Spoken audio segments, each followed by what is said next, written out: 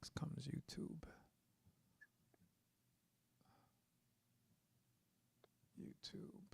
Where are you, YouTube? Okay, we're live on YouTube.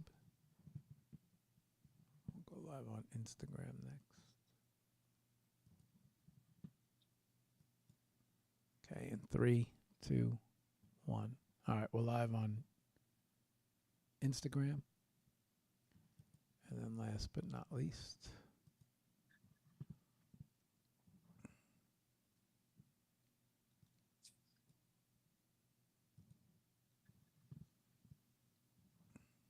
which platform are you most active on? Probably X. X is pretty much where I hang out now, yeah. Which platform are you most active on? Probably X. X, yeah. Sorry, I was getting a little feedback there. X is what's going on here? Why are you giving me problems? Come on, X. Yeah, so X is my thing. That seems I've seemed to have favored X the most out of them all. Pretty much where I hang out now. Yeah. More ways to connect, I feel like, with people, and that makes it more of a kind of more exciting or more interesting platform, at least from my experience. I think Spaces is kind of what sold it for me. I really enjoy Spaces. I enjoy, meeting people through Spaces. I find that there are very smart people in Spaces, and Spaces seem to point me in the right direction. So, all right, hang on. 1, 2, okay. We are live on Facebook. I'm sorry, we're live on X. 1, 2, and that's going to be a top post. Got it. I see it now. All right, good.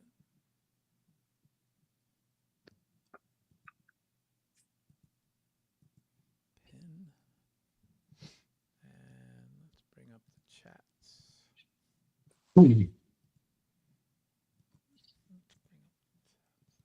go. Okay. All right, be right back in 3-4 minutes. Let's start the show.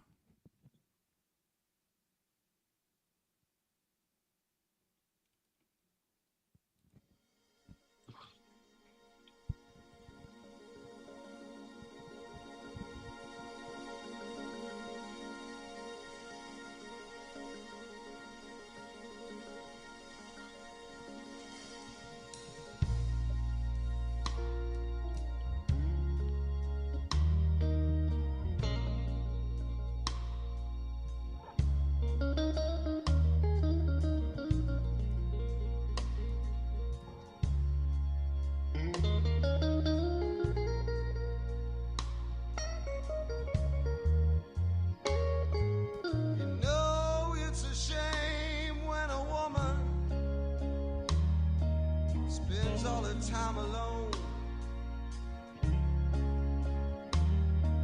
when I am perfectly willing to give her everything she needs. I don't care about her past. I don't care what she's been through. I just wanna feel one night with good love, baby. That's all I wanna do. So baby, if you got that feeling, well, I wanna give you that midnight healing. You know what I'm talking about, yeah.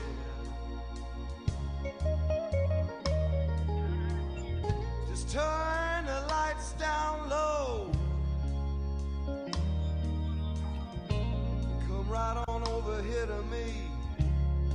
Retweet this. I know you don't want no commitments, baby.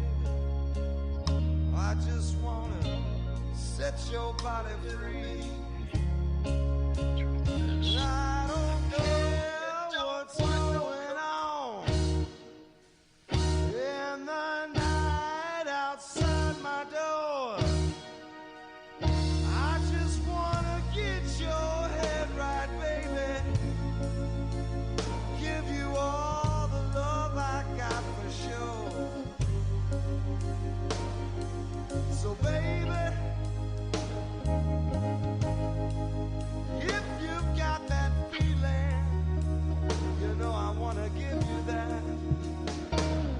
midnight healing.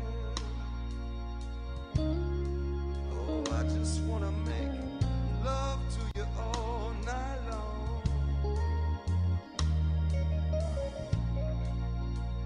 Midnight healing, baby. Yeah, you know what I'm talking about.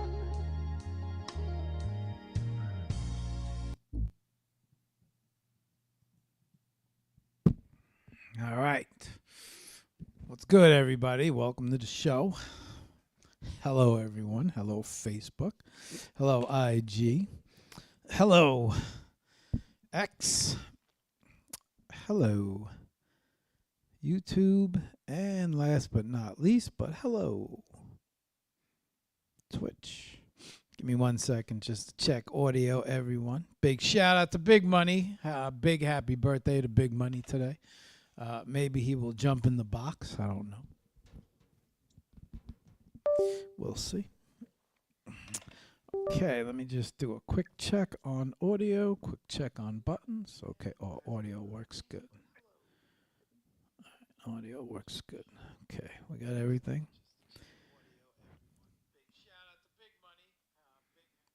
Okay, that works. Yeah, we got this work over here. Oof. We need our guest on screen. There we go. Okay. All right, y'all. Welcome to the show. Just want to make sure everything's set and right. Tonight's guest, it's a big of a mystery to me, as going to be the rest to everybody else. Matt happened to jump into Spaces one day and said hello to everybody and just became part of our Spaces. And now he's kind of a regular, and he just so happened to hit me with the right question at the right time.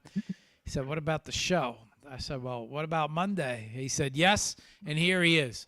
So I don't know too much about Matt, but we are about to find out. So let me bring him on, and let's say hello. Let's meet him. All right, we got him there, and we need him here. Okay, very good. All right. Matt, say what's up to everybody. Say hello. Hello. What's going on, everybody? Thank you for having me on the show. Appreciate it. All right. It's nice to be here, and thanks. Welcome to the show, Matt. So we met through Spaces, but it's just interesting because you've been a little bit of you've been a part of TGIF, and that's how I got a chance to meet you. And TGIF is kind of, there's a lot of history in TGIF, man. When you sit in that room, that's the last 3 or 4 years of Spaces and X and the NFT ecosystem, and my goodness, a lot of people in that room with a lot of time together. So. It's funny how you kind of wandered into that space, but never got to ask you this question. Why don't you introduce yourself to everybody? Give us a little brief history about you. Give us a little brief history about your art. Why don't you take it? Why don't you take over from here? Go ahead, man. Okay. Twitter Spaces are a lot of fun. It's I kind of started going into the One Love Art DAO groups, so I just kind of wandered through Spaces. I meet a lot of people, and somehow we got connected a little bit, and I got into your space. So yeah, always fun just connecting with people. But as far as me, my name's Matt Parker, or Jacob Hayes, as I go by on a lot of my artwork. I'm from Florida, Gainesville, Florida. It's in the north part of Florida, so not by the beach, unfortunately. But, I grew up in Florida. I had kind of a big artistic background when I was a kid. I was always drawing and painting and doing that. I did sports and stuff like that too, but I always kind of gravitated towards the arts and music and things like that. So I did that from an early age, playing piano a little bit, trumpet, things like that. And then as I got a little bit older, I started writing songs. I started painting abstract stuff, painting stuff that I really wanted to paint. And yeah, it just kind of evolved from there. I'm in my early 30s now, so I lived all my 20s, wanting to do music and making music and painting and making art, as well as going to school. I just got my master's degree in psychology. So that's been, interesting. It took me a while to get my bachelor's degree because I was always traveling and stuff in my 20s. But yeah, it's kind of a rough gist of where I come from a little bit. But yeah, I'm basically, a digital artist and a music producer, and that's what I love to do. So, Okay. Okay. So let's go back to the very beginning. It sounds a little interesting. I was hosting a space. No, I wasn't hosting. I was guest hosting interviewer earlier, and we were having a conversation about it's the questions, right? And just said I feel like we meet I met you in the present, and so I only know the space is you, right? But I don't know how you got to be right. an artist. And so I feel that from doing the show so much, going back Hmm. to somebody's early history, you really see the path of how the artist became today. So sounds like you mentioned you had a little bit of art in your younger years, as far back as you can remember. You want to talk about that a little, especially as far as being younger? Was it parents? Were you surrounded by art? Did you have parents in art, or did your parents Yeah. push you towards art? Go ahead, go ahead. It's your show. Go ahead. Yeah, sort of. I mean, basically, when I was a kid, my grandmother actually was a painter. She was really prolific. I mean, she's painted hundreds of like huge canvases. She painted people, she painted abstracts, she did drawing, she did like lithographs, screen prints, all kinds of stuff like that. So my grandmother really kind of instilled that in me when we used to go visit her and stuff. And she taught me like how to draw, really like the basics, and using different pencils and shading and all that kind of stuff. So I kind of think I developed like an interest, a talent for that kind of stuff because of my grandmother. And my aunt actually on that side of the family is also an artist. So there's a lot of that kind of thing, I guess, in my blood a little bit.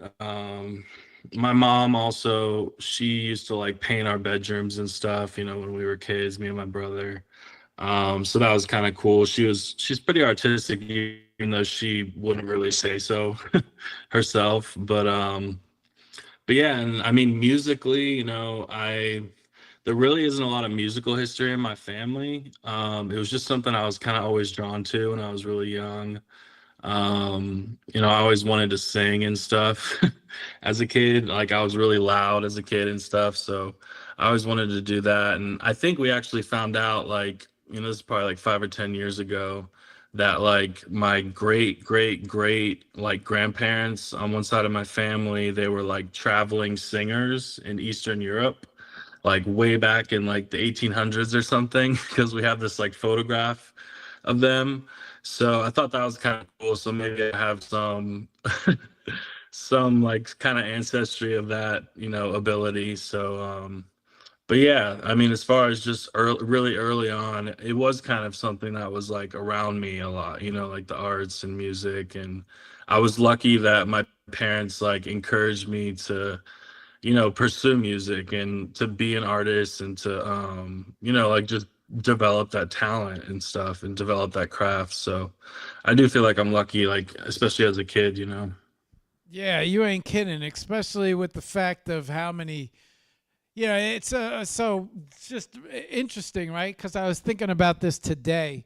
For the first time in like history, we are living in a world where people, you can't say, an artist is not a proper job, or you're not gonna get paid, or do that. I've ever since the invention of social media now, every Mhm. profession has become anything. You can think of anything, and now make it a profession, especially with the aid of social media and social media use.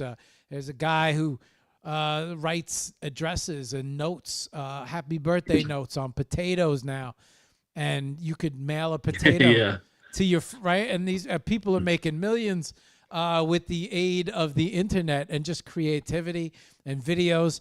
And so it's, where a lot of parents used to be, well, you're not gonna be. How many people become big artists and you get a real job and so forth? And it's crazy, Yeah. you hear the story so many times, but you really can't say that anymore. Because anybody can make a profession now with the, assistance of, putting the internet to work, whether it's through video, photos. I mean, just getting your work out there kind of starts the motion. Your grandmother, was she a professional? Was she a professional artist, or did she do it as a hobby? Did she sell? Yeah. Go ahead. Yeah, she was a professional artist. She lived in Miami, I think most of her like later years, probably like in her 30s and on. She actually taught at a few colleges in Miami. So she was a teacher. She was an art teacher at university, and then she also was like a really prolific painter. So she did like paintings and stuff. So yeah, she was a professional painter, and my aunt also is actually a professional painter as well. She lives up in New England area. Okay. But yeah. And so both of them not only paint, but they paint as an art career, correct? Yes. My grandmother passed away, but yes, she did it as like a career. And my grandfather and my dad actually worked in like real estate. So I think that's probably where more of the money came in and stuff for their like, life and everything. But they so that was also a big part of my life, like real estate and that kind of business kind of stuff, a little bit. I had exposure to that as well, but I was always kind of drawn towards the arts. And I always loved going to see my grandmother, and we still have some of her paintings and stuff, so it's really neat actually to still be able to look at them and like remember her and things like that. So not a bad, yeah, not it's a a cool bad thing for sure. Not bad people to learn from either, especially people that have careers or have built careers.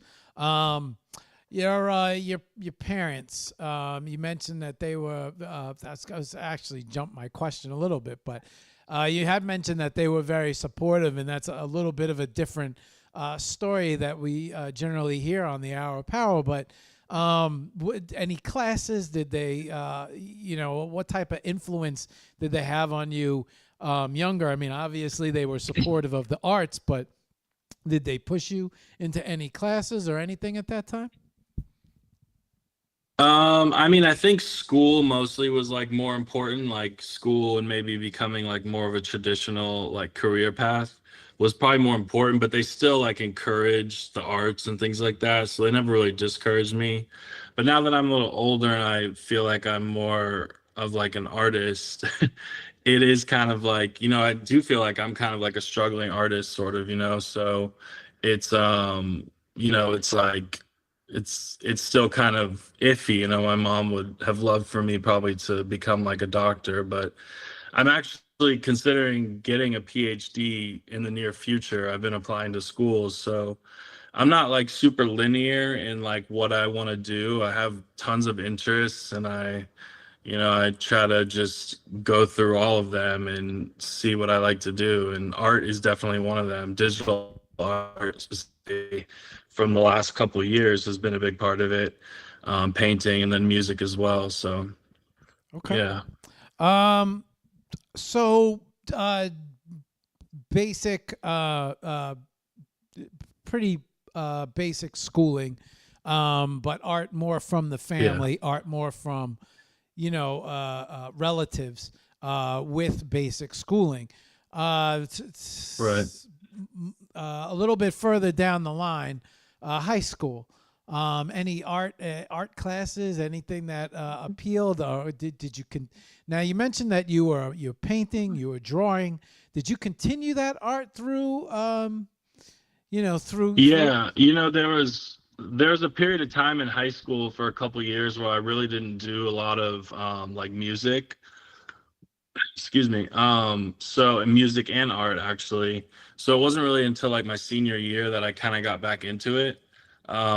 Because it was more of like a young thing. Like my parents put me in art lessons and piano lessons and all that kind of stuff when I was a kid for years. But I kind of stopped a little bit in high school. I did more like sports and hung out with friends and things like that. So it became a little bit put on the back burner. But during my senior year, I got really into music. I got into musical theater, doing like performing in plays and things like that. And then, you know, a lot more drawing. And I started kind of painting and doing music production when I went off to college.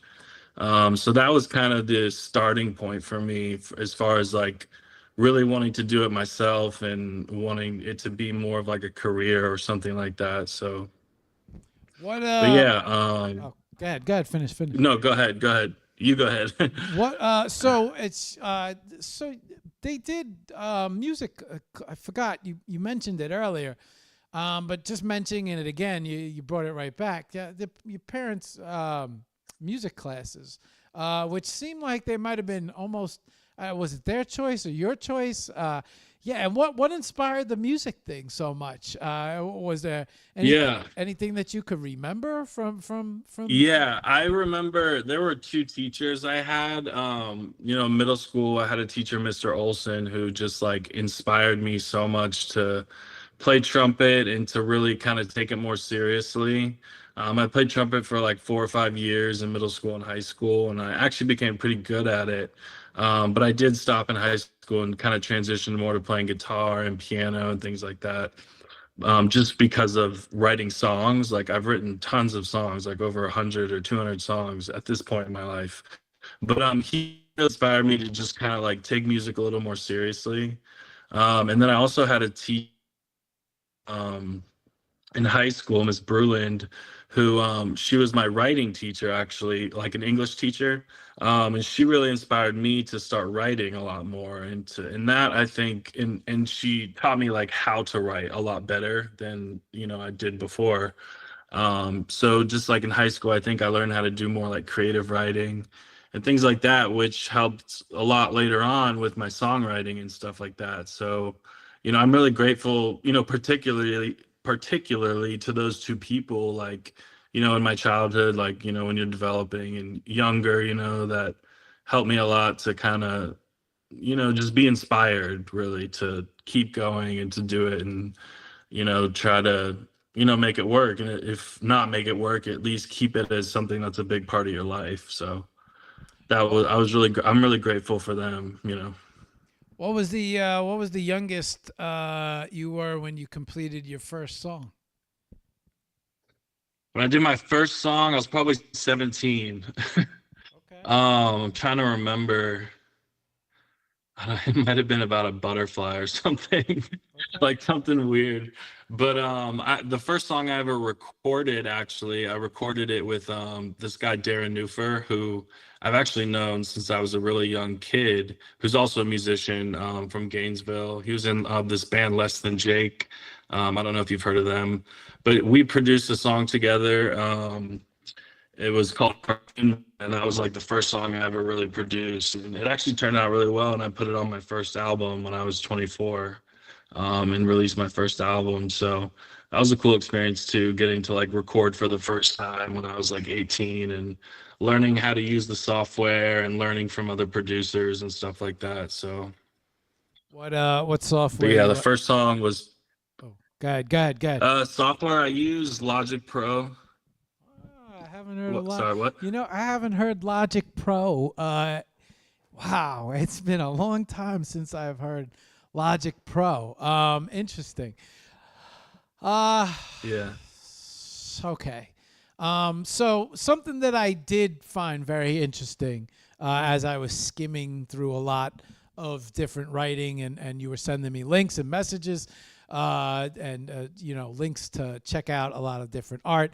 And so one of the things that I read really quick was 8 albums, right? And now you just mentioned your first album since 24. which means you said early 30s, so I'm gonna say 32. And 8 albums. I'm gonna say an album a year. That's what I'm thinking, right? But I'm gonna let you tell the story. However, pretty impressive to have 8 albums under your belt already. But I don't want to go flying into that just yet. What I do want to talk about is what I do find super interesting is music seemed to come into play towards the end of high school. And then sounds like it became predominant in college.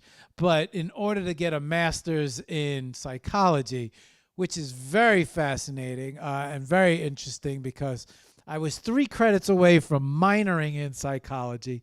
I had mastered in mechanical engineering.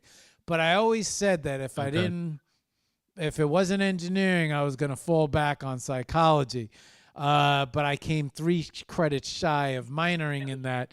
However, it didn't stop me from taking all the classes. College. Yeah. Why don't you talk about that? What did you major in? Yeah, maybe I should just ask that question. What did you major in college? Yeah. I did psychology Okay. in college. So I got my AA in English.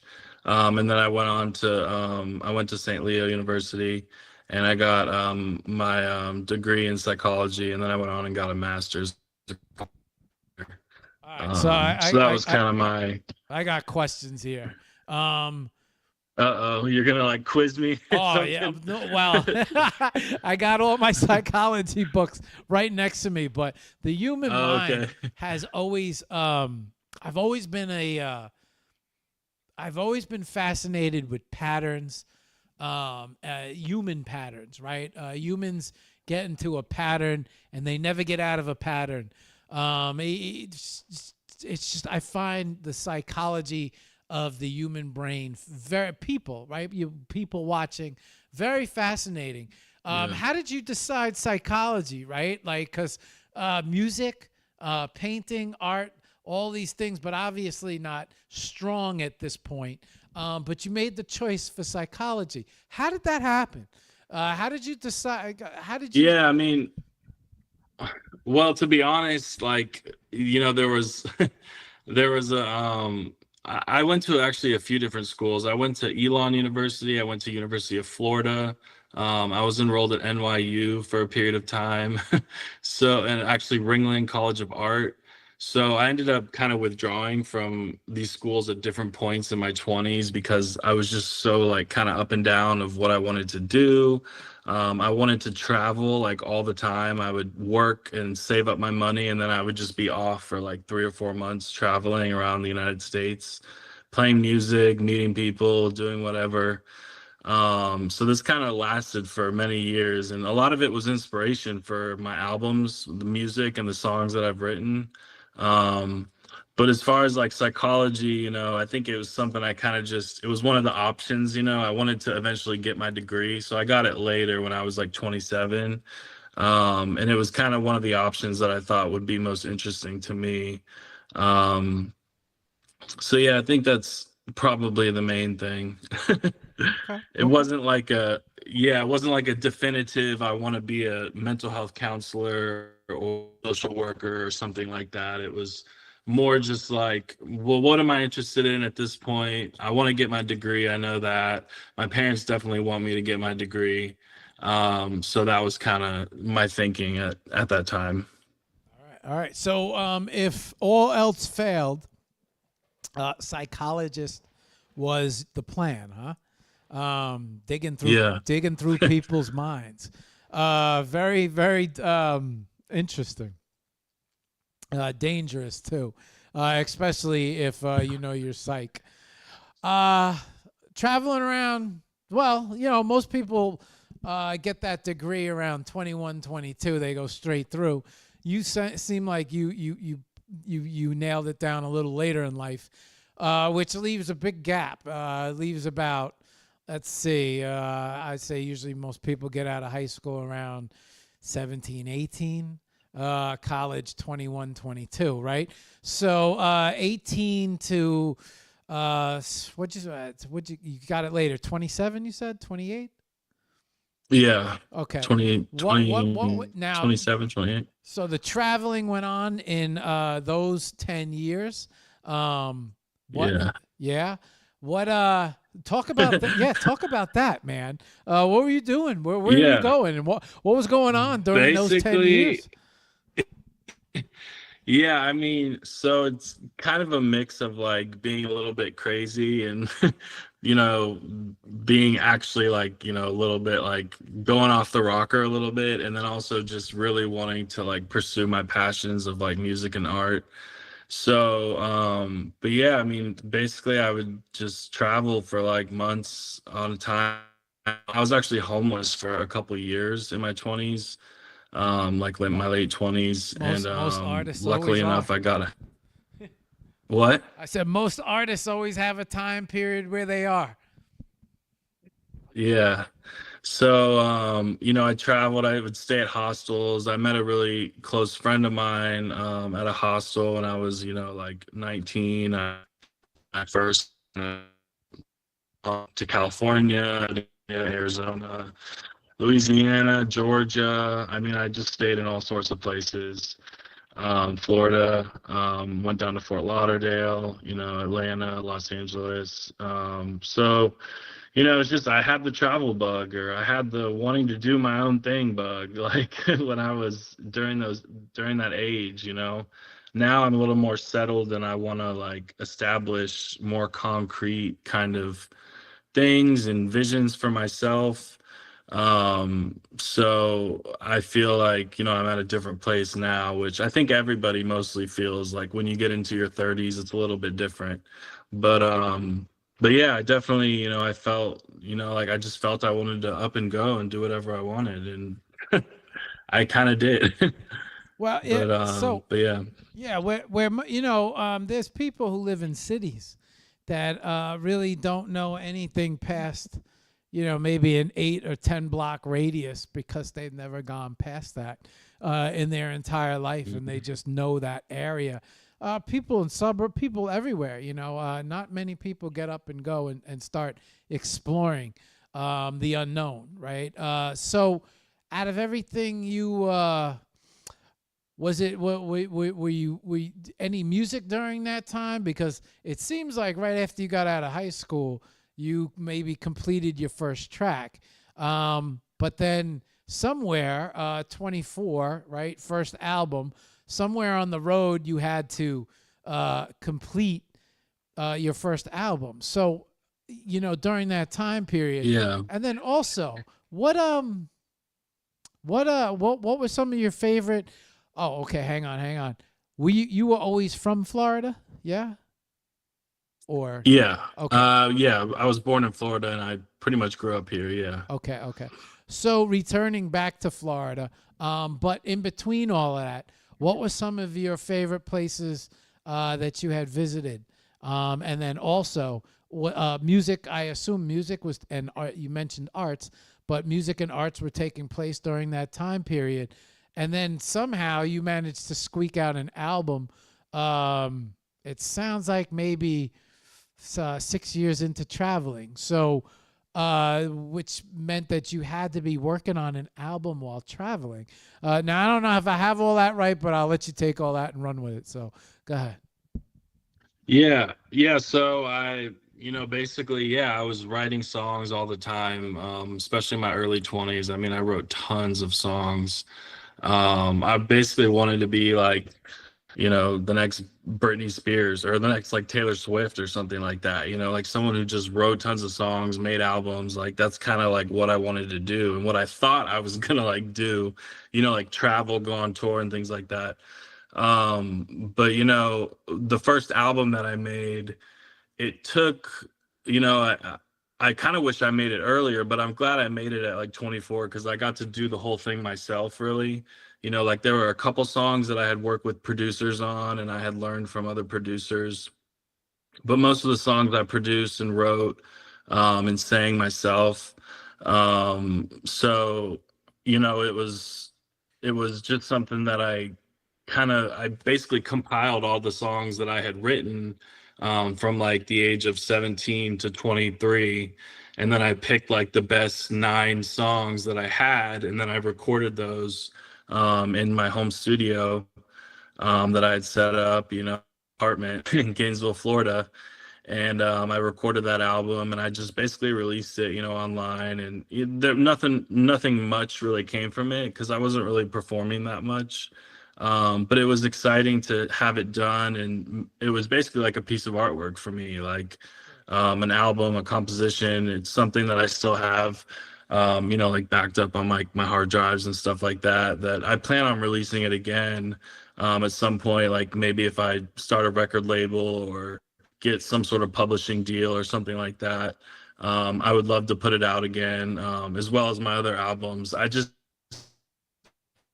used to have all my albums on like Spotify, Apple, and stuff, but I took them down just because the pay and everything really didn't make sense for me. You have to pay to have your music up there, and so it's just complicated like that. So I kind of just stick with social media right now.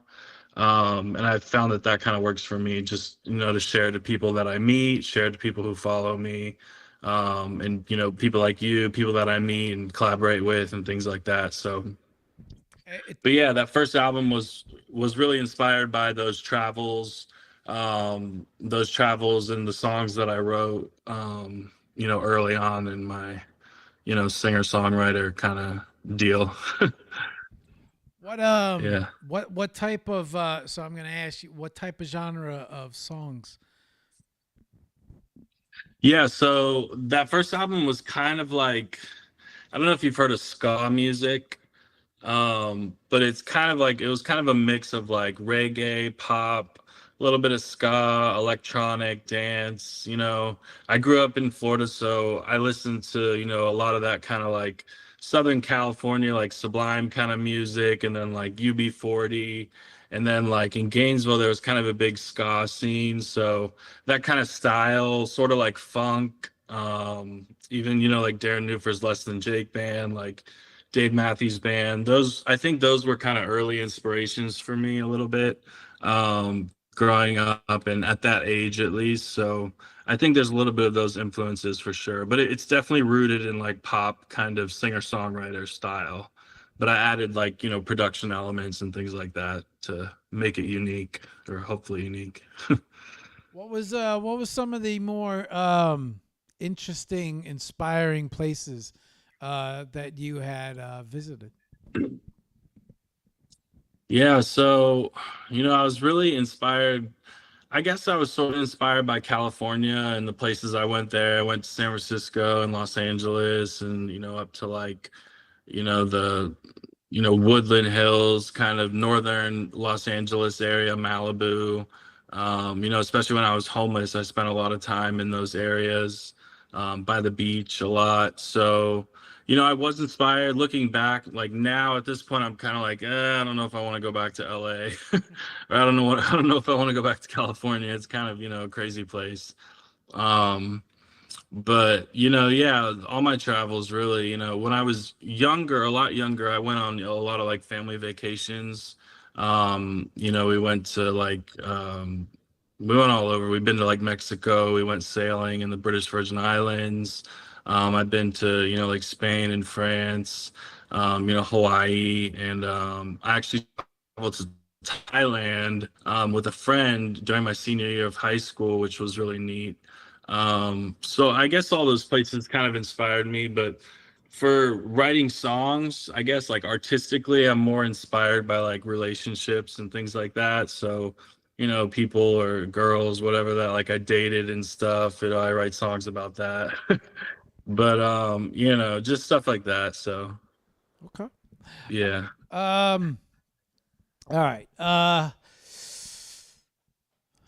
First album, lots of traveling, a lot of inspiration. Sounds like it came from a lot of good times of traveling. I would have, they always, so blues. I'm a huge blues jazz person. And Okay. did you mention Louisiana? I was gonna say New Orleans at all, or Yeah, it wasn't New Orleans. I think I went to Baton Rouge.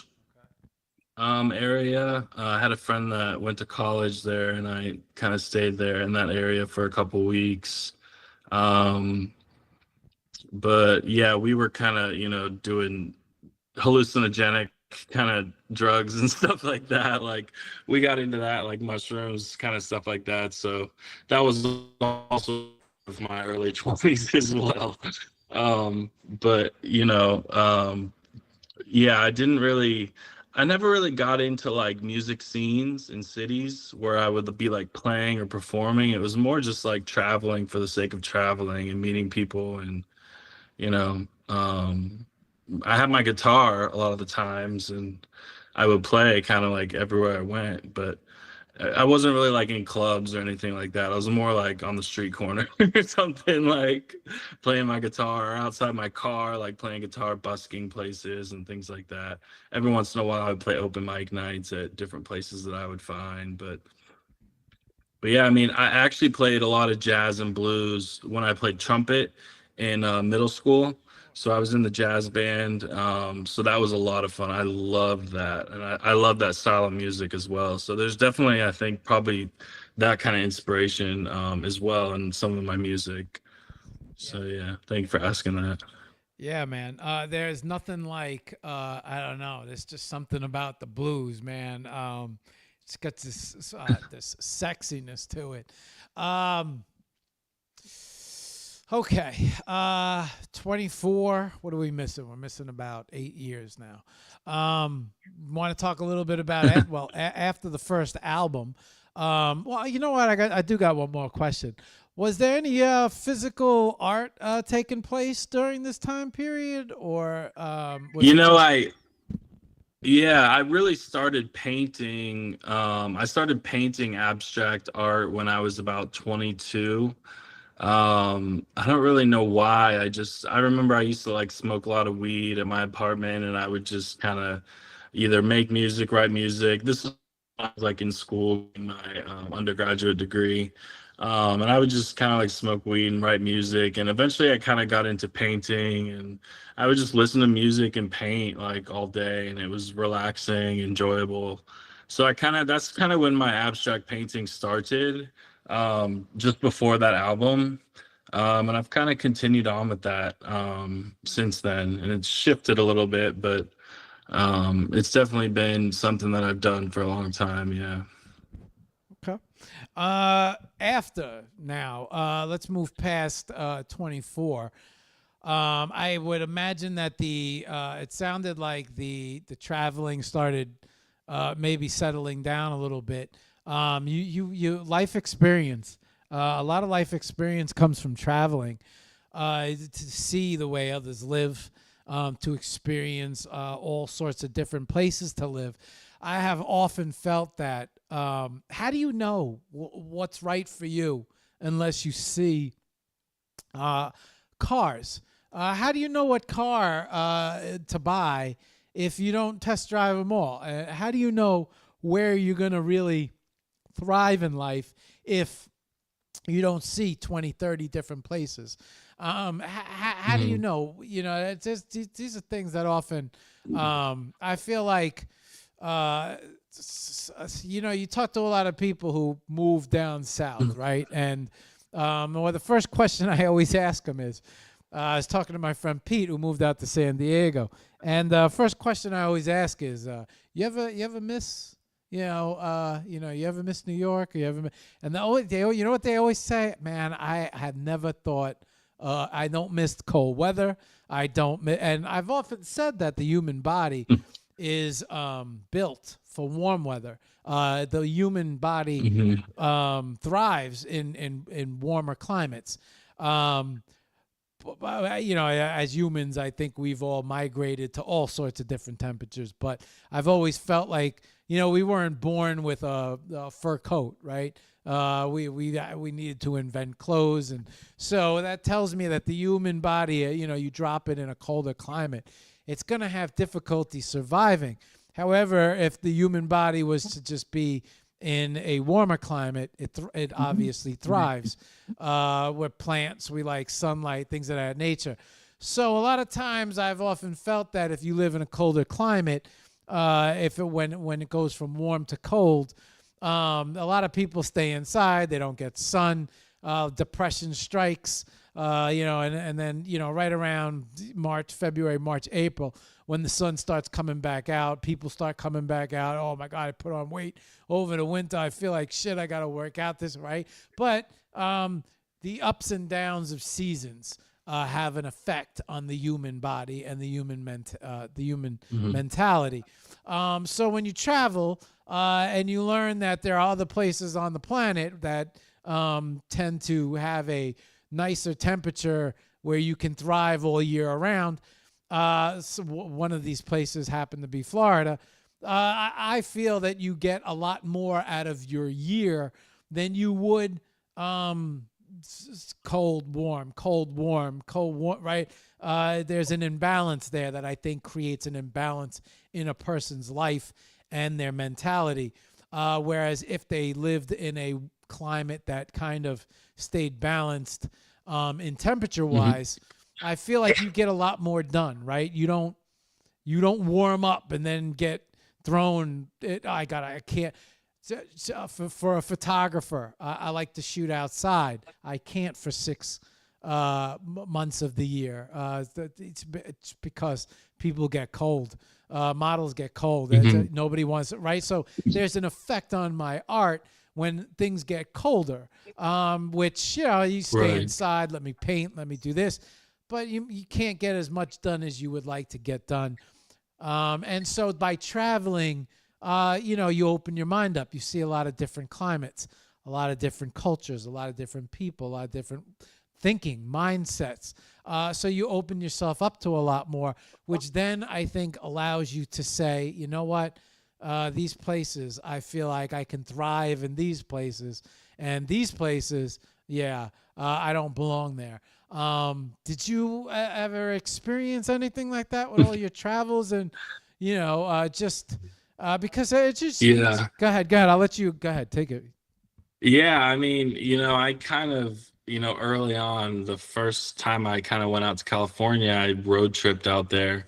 And I kind of always felt like I didn't belong in the indoors. Like I was always outside. I told you I was homeless for a period of time, like literally just like sleeping out on the streets, like homeless for a couple of years. I slept in my car for like a long time. So I kind of always felt like, I didn't really fit in anywhere. So I just kind of would, leave places like a lot of the time. I actually lived in New York City for a couple months. Back when I was probably like 25 or something. And yes, it was during the winter time, so it was very cold. But it was interesting to see how people there live too, because it is kind of like you just live in the city and you can get everything you need like right a couple blocks away, and there's so many people, there's so much going on. You can meet anybody, at any point in time. So it was a lot of fun actually, but I ended up coming back to Gainesville, and then that's when I recorded my album, my first album, and then I went kind of back to school. But yeah, as far as, what places, I guess, maybe feel more comfortable, I think was what you were saying. I think I feel most comfortable in Florida, like in Gainesville, because, that's where most of my family is. My brother and sister live down in Tampa. And I have family that live like in Georgia, so I don't really know a lot of people like way up north or anything. So, or even out west, to be honest, but, so I do feel a little bit more comfortable, like, here in Gainesville, like it's it's home to me. So, okay. And it's good, I like it. Okay. Now, albums, because 24 first album, early 30s, 8 albums. So there had to be a lot of music activity during that time period. Not only did there have to be a lot of music activity, but there had to be a lot of. It sounds like there might have been some collaborations. Might have met a lot of people in the music scene. You want to talk about that time period right there? Yeah, definitely. Yeah, so I went to school, I kind of worked and went to school off and on from maybe like, 25 to 28 until I eventually got my degree. And I was always writing songs and recording at this time as well. It's just something I always do, even now, as far as like writing songs and producing music. But I ended up releasing two more albums in 2010 when I was 27. And then I released another album next year called Candles in My Hand, which I was really proud of. It was one of my favorite albums that I ever recorded. Um, so that's four albums. When I was 28, I guess I had four albums. And then from then on, I became homeless again for a couple years at like 29. And my life sounds a little bit tragic at this point, but yeah, I ended up recording another three albums. So my first album was called Noise. My second album was called Trippin' on You. My third album was called The Things You've Seen. My fourth album was Candles in My Hand. My fifth album was Twin Flames. My sixth album was The Scientist. My seventh album, which I released about 3 years ago, was The Sun. And then my eighth album was an instrumental album of 19 songs that I produced, which was called Shattered Souls. And I released that on X. And then my ninth album, which I just put out last night, actually, is called Nine, and that's my nine albums. So I've done about three albums in the last 3 years, I would say 3 or 4 years. So the albums before that, they were a little different. They were more like singer-songwriter geared, probably a little different genre. I've become like a much better producer as the years have gone on, and I've learned more. I've become better at mixing. I learned a lot from this mixing engineer in Orlando, Tim Coons, who, taught me a lot about mixing vocals and recording vocals and things like that. So, yeah, I mean, I've done a lot of music. But yeah, that first album was definitely really exciting. It was the first time I was like, I could kind of do this myself, like I can make this kind of stuff and, it's, comparable to what's out there, what other good musicians have made. So, Now, yeah. that music, those albums, do you ever do? Is it solo music? Is it collab music? You work with any other Yeah. musicians? Go ahead. Yeah, it's mostly solo music. So it's basically songs that I've written, like kind of pop singer songwriter acoustic songs that I've written either on guitar or piano. I also rap a little bit, so I put out a rap EP, about like 5 or 6 songs when I was 29 or 28. Um, and that was pretty good, I think. I'm actually a pretty good rapper. But singer-songwriter kind of stuff is what I, kind of started in. It's what I'm more like comfortable with. I'm, more able to do that. But yeah, they were solo albums, as though like under Matthew Jacob Parker, they were my solo albums, as though I was like singer and the writer and the producer of them. And what else? Yeah, they're kind of all sort of electronic pop kind of style, a little bit of reggae, a little bit of funk, a little bit of soul, maybe, some R&B influences. But yeah, I think, does that answer your question? I kind of blanked out for a second. Yeah, no. It's Um, what artists? Oh, you said collaborate. You said something about collaborators. Yes. Yeah. So I've worked with like maybe four producers over the years. This was when I was a little bit younger because I wanted to be more of like a singer. So I would, my dad actually would help me out and he would like help me with like working with them and like hiring them for like a week or 2 weeks or something. And we would record a lot of music. So we would record a few songs. So some of those songs ended up on those albums until I got a little older. Like the recent albums that I've made have basically just been all stuff that I've done, like my own creations. But some of the earlier albums, there are songs that I collaborated with other producers and other songwriters and musicians on. So that was really cool. And this last album, I collaborated with Vessi Mink, who's a singer and songwriter in the space, who you're probably somewhat familiar with. But she's great. I mean, I love her. She's amazing. So it's been awesome to just make a little bit of music with her and stuff. So I put 2 of those songs on this album. So that's been kind of exciting to have the first time to have like a featured like artist or like another artist as like a singer on my album. So that's been really cool for me. Did you guys meet through Yeah. the NFT art scene? Yeah. Yeah. Yeah, basically through the NFT music art scene. Yeah. Okay. Okay. Yeah, definitely. Okay. Let's see. Hang on. Let me take a peek here. Wow. Okay.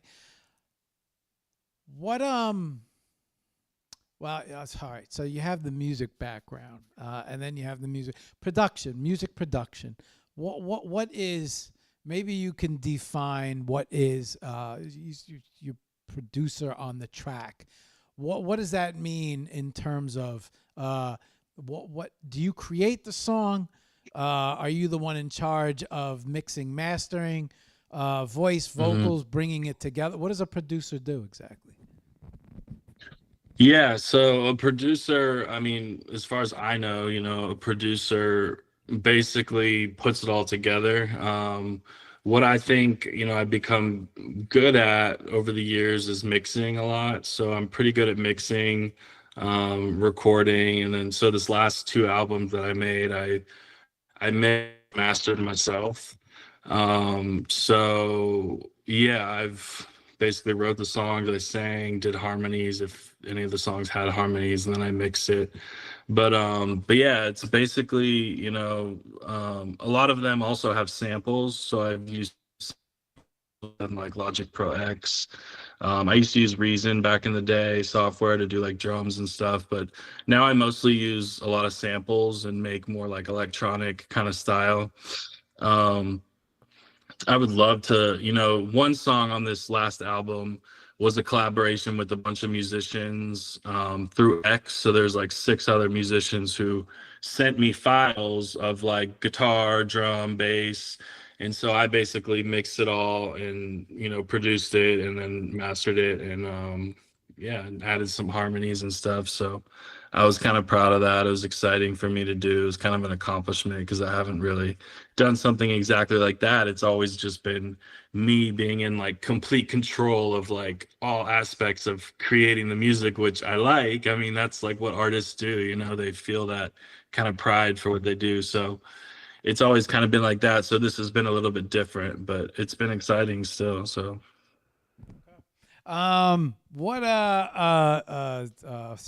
I lost my question. That was a good question too. Come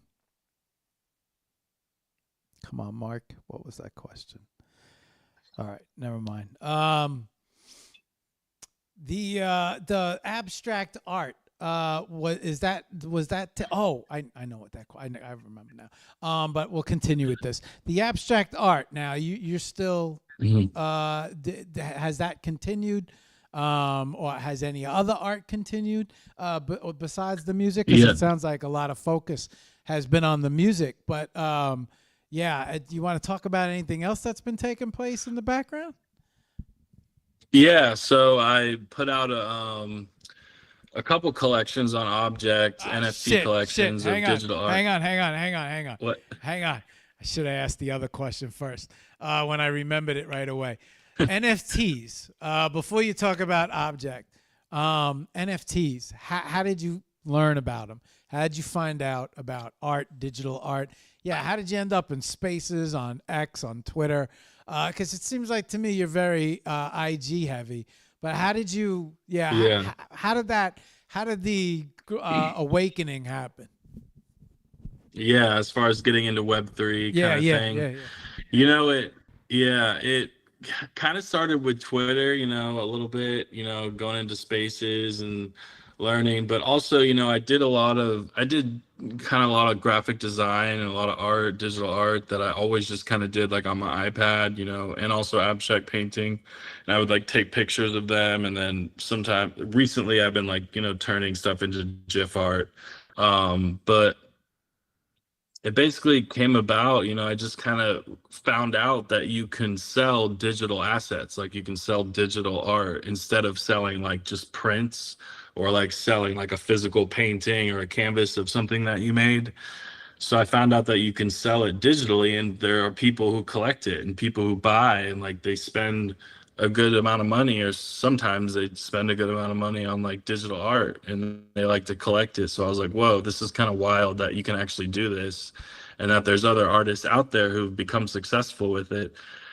So I first started minting on this website called Maker's Place. This was probably like 3 years ago. And I got like some initial kind of success, initial love. I sold probably like 6 or 7 maybe NFTs of digital art that I made. I wasn't really, looking back, I'm not like too proud of them because they're really different from the style that I do now. But it was a good starting point, and it was like a good segue into learning more. And I got into X more and learning from other artists in the space, what they do, what other platforms they mint on, and things like that. So I've kind of gravitated towards Object and using that platform just because I like it a lot. So yeah, that's kind of, I guess, been my journey into Web3 a little bit. Okay, so there wasn't one specific thing out there that you just were kind of floating around on Twitter and then heard about NFTs. Yeah. Okay. Yeah. I want to give a big shout out. We got Big Money in the box right now. He's actually watched. He has watched every hour of Power for 8 years. Well, he's been. Oh my gosh. Yeah. He's very supportive Shout out friend. Big Money. Thank you for being here. Yeah, awesome. And it's his birthday.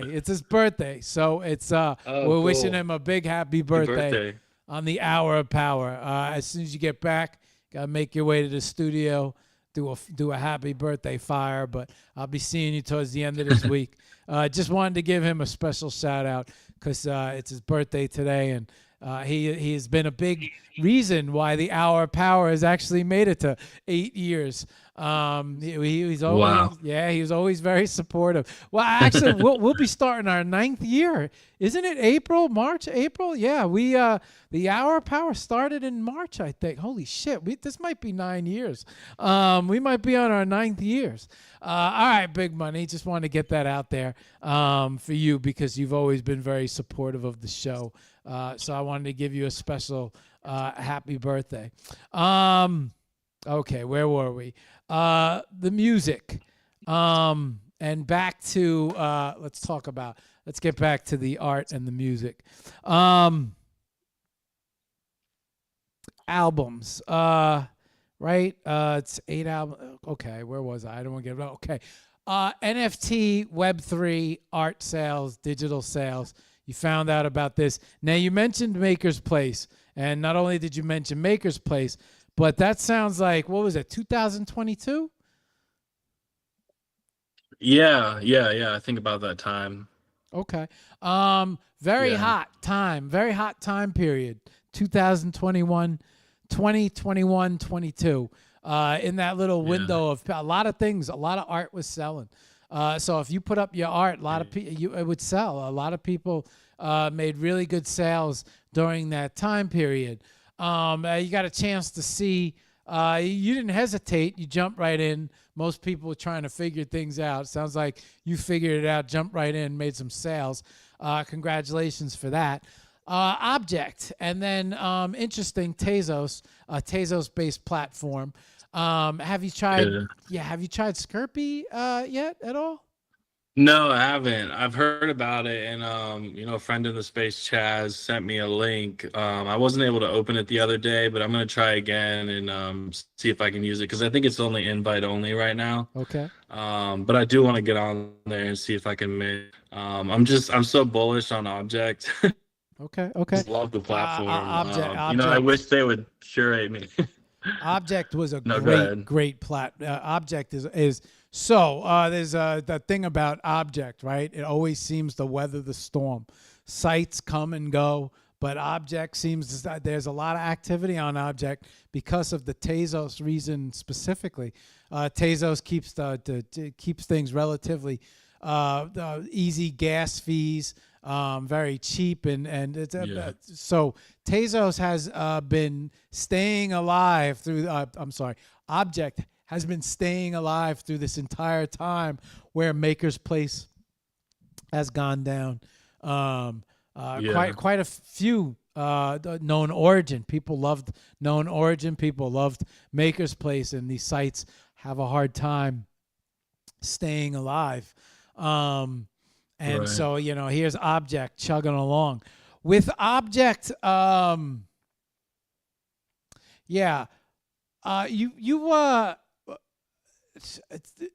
when you came into NFTs and art, and I can't believe how fast time is flying. We're already almost at 1:10, but No, yeah. yeah, we got to get some of your art and some of your music up on scene soon.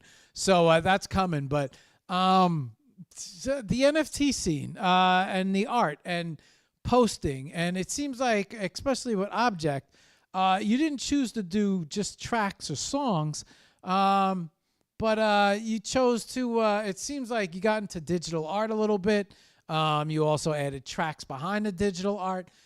Why don't you talk about a little bit about the influence of Web3 and it also seems like Web3 might have opened you up to working with other artists as well, which takes place a lot in Web3, which doesn't seem like it has. It seemed like it was maybe very solo and focused on you, and then as you kind of wandered around Web3, made some friends. When you say Chaz Wesley or Chaz Gold? I know both of them actually.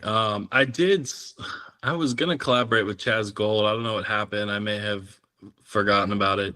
But yeah, Chaz Wesley is who I was referring to as far as who sent me that link. Yeah. Yeah, Chaz, Yeah. big music guy. So interesting how you two, very interesting.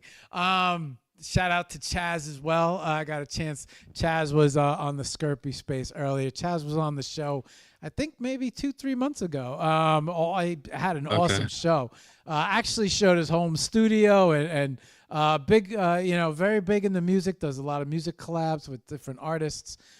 So interesting how you guys hooked up. Okay, so back to Web3, the web scene, and posting your art and selling it for the first time.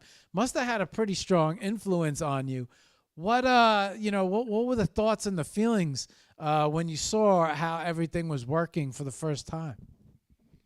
Yeah, so when I got in like the first Twitter space that I did, I was like actually really the first Twitter spaces to like speak and stuff, but eventually, I met a few people and I kind of just went up there and I guess showed my art or whatever, now going to spaces really to talk to people that like I kind of know and stuff. I don't really like show my art. But the first time I went in, I just kind of told my story. I think Chaz Wesley actually was one of my first collectors of one of my artworks on Object, which is pretty cool. But yeah, I don't know. I've sold maybe like 25 or so different arts on Object. A lot of my pieces are one of ones, and I wish I could sell like Alcrego, like some of them for like 600 Tez or 1,000 Tez, but I don't really have that kind of traction yet. Hopefully one day I would.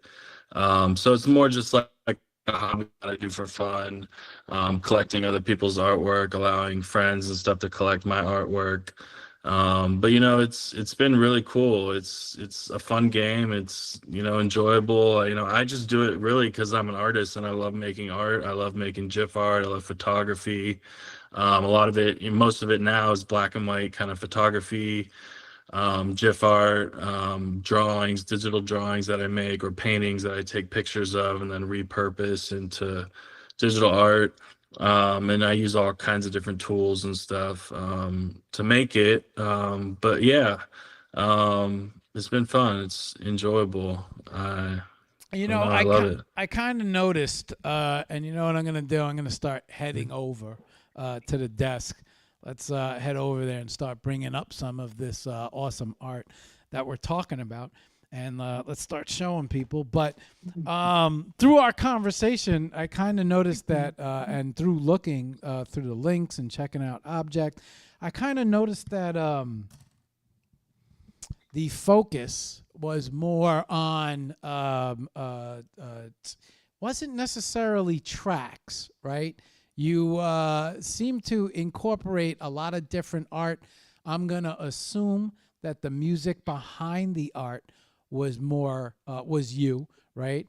But also incorporating photography, which I noticed, and just what made you, instead of, did you feel that that was a better way to promote the music, or was it just the looking around and you were inspired by others' art?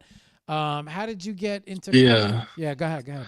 Well, there's this guy a couple of years ago when I made my rap R&B EP. There's this guy Yondo Beats, I think is what his name was, and he would post like all these R&B tracks and hip hop tracks that were like a piece of digital art that I guess he made on YouTube as the cover, and then it would be like his instrumental song that would be playing.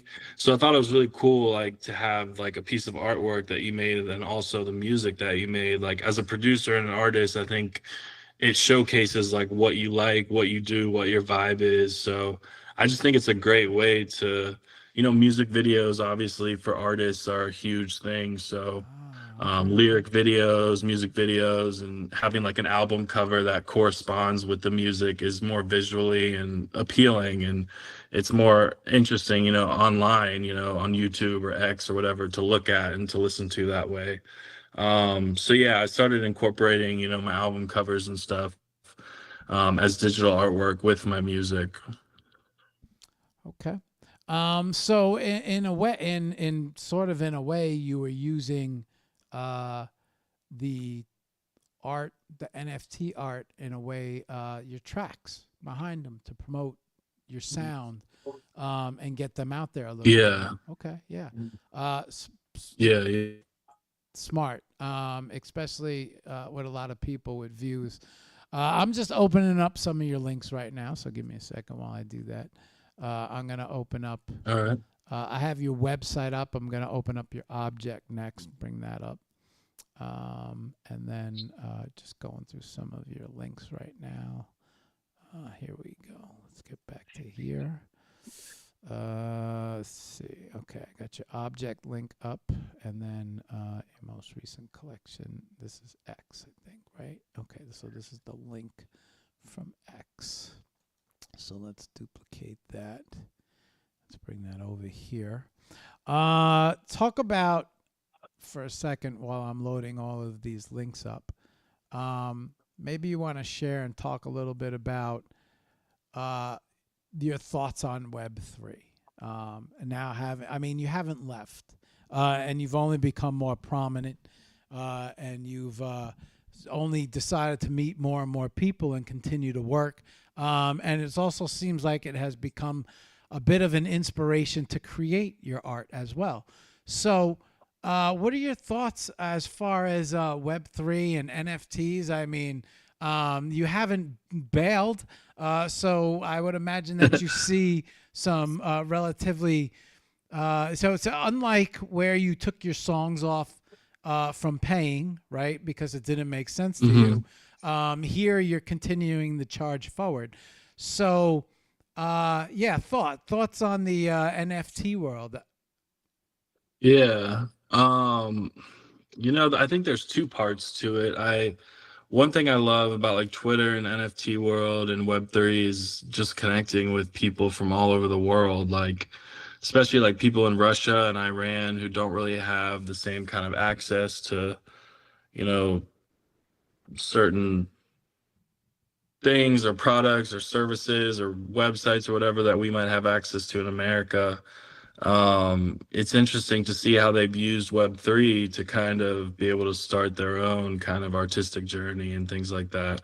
So talking to those people has been really cool, and just meeting people from all over the world is something that fascinates me, and meeting especially other artists, you know, for other people to kind of bridge the gap of politics and things like that and talk about art and talk about music. I think that's the best way for people to like get along, and for people to collaborate, and for people to just, you know, like each other, you know, and not go to war with each other.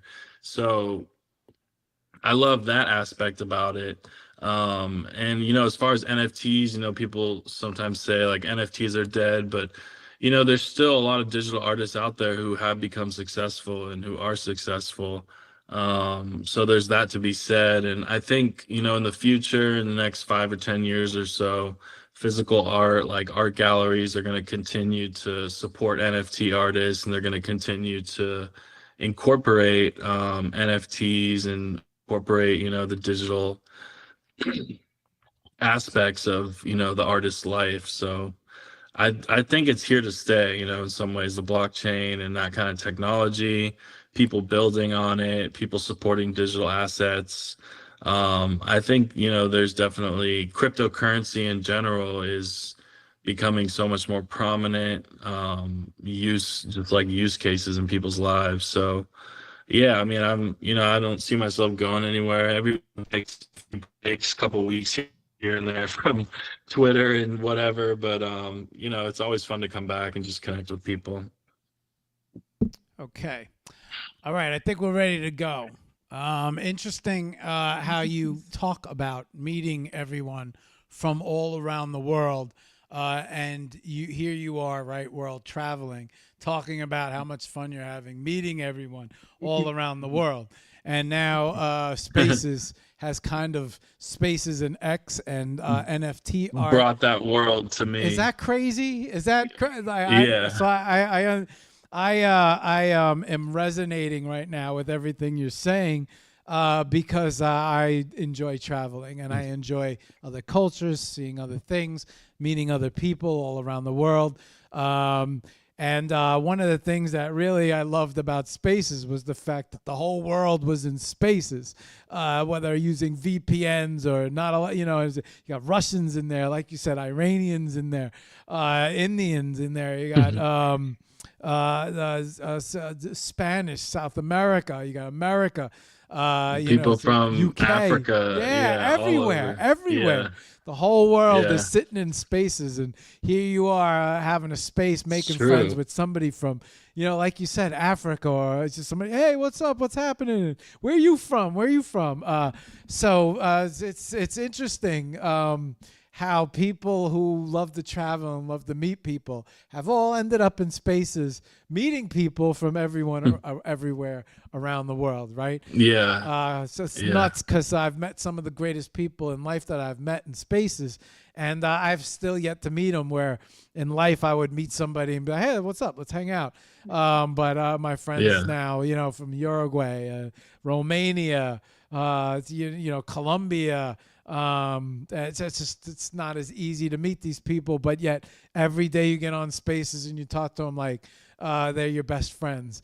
So it's just very interesting listening to you speak. I have okay, so I have your website up. I have your object up. I have your free mint up. I have your stream I have SoundCloud up. I also have your album up, 9, your new release, and then okay, and I have your gram up, right? So why don't you take us through a walk? I know there's certain things you wanted to feature and talk about. Lead me through this, and you know, show us some of what you wanted to show us. So where's the best place to start, I should say?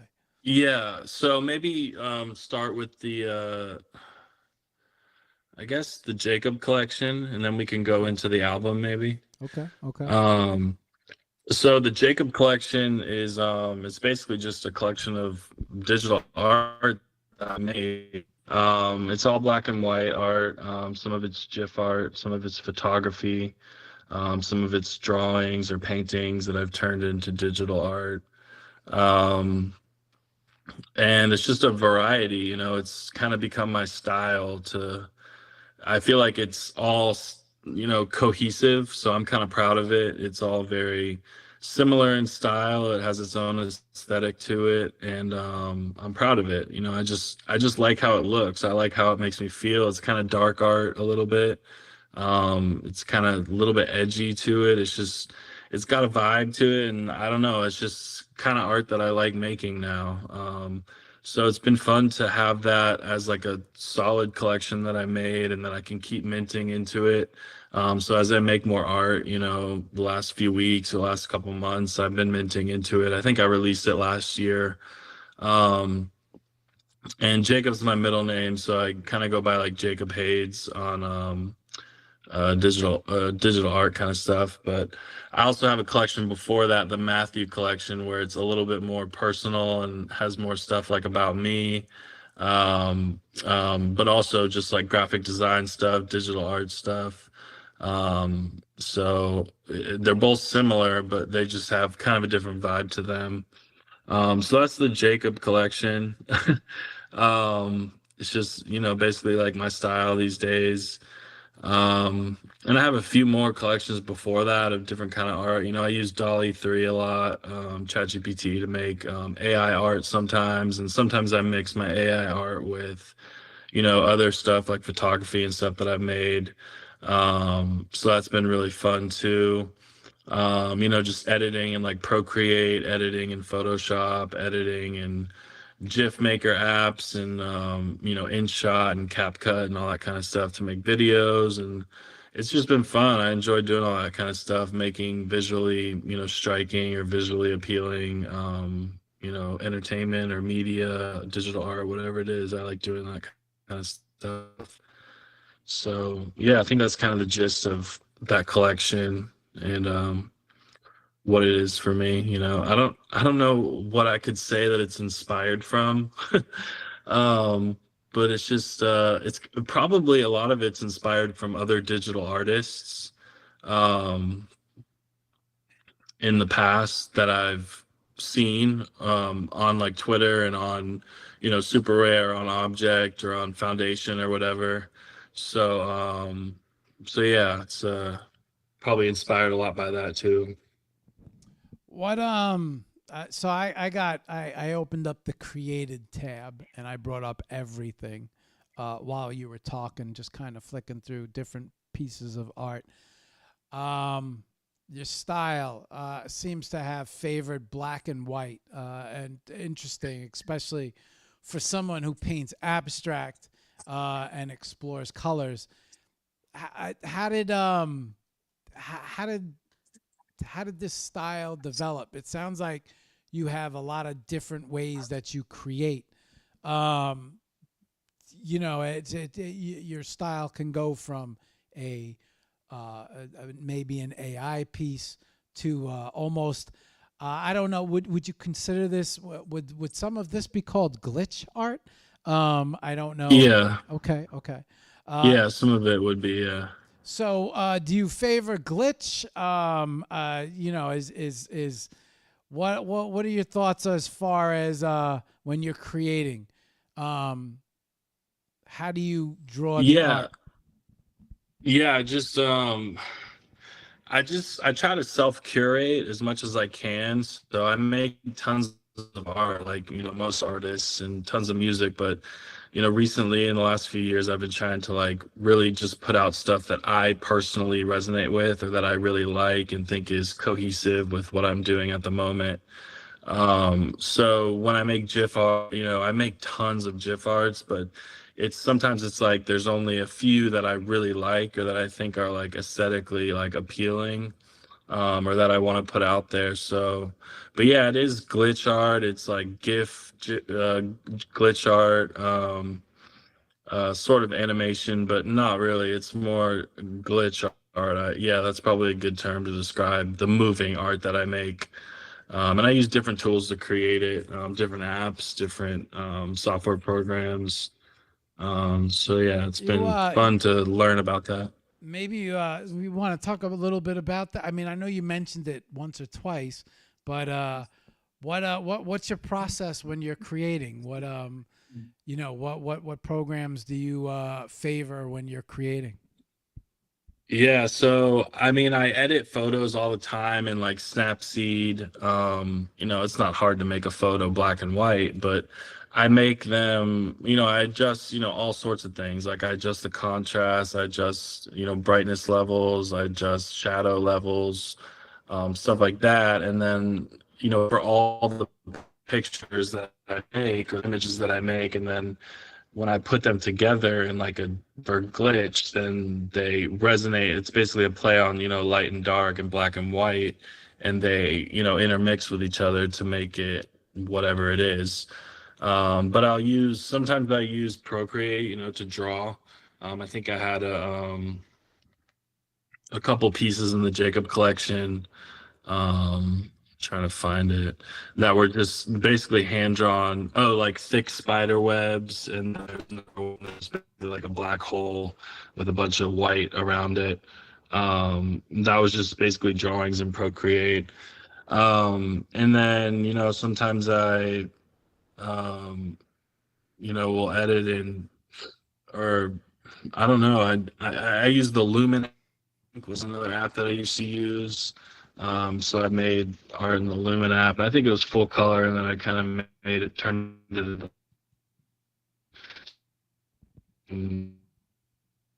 as well. So there's just all kinds of stuff. What AI program you like? I like ChatGPT and Dolly 3. I'm not a huge fan of the new ChatGPT image creator. I have to get used to it.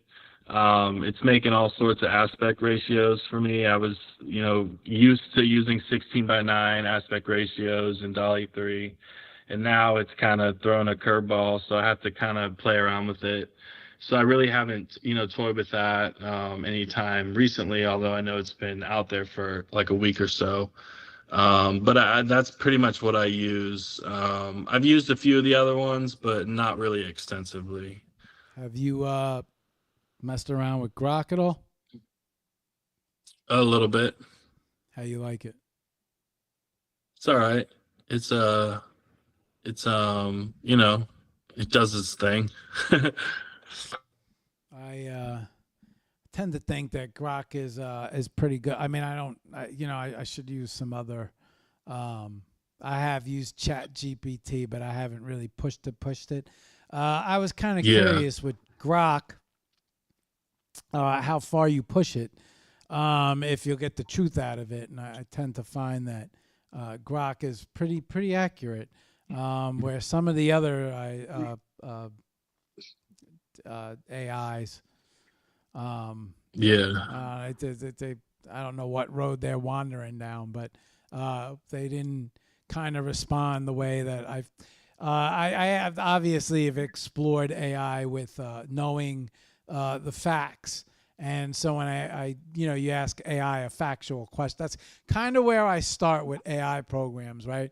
I start asking factual questions. I want to see if I'm going to get the right answers back. And then I kind of feel safe with the AI, where I don't know about Chat GPT.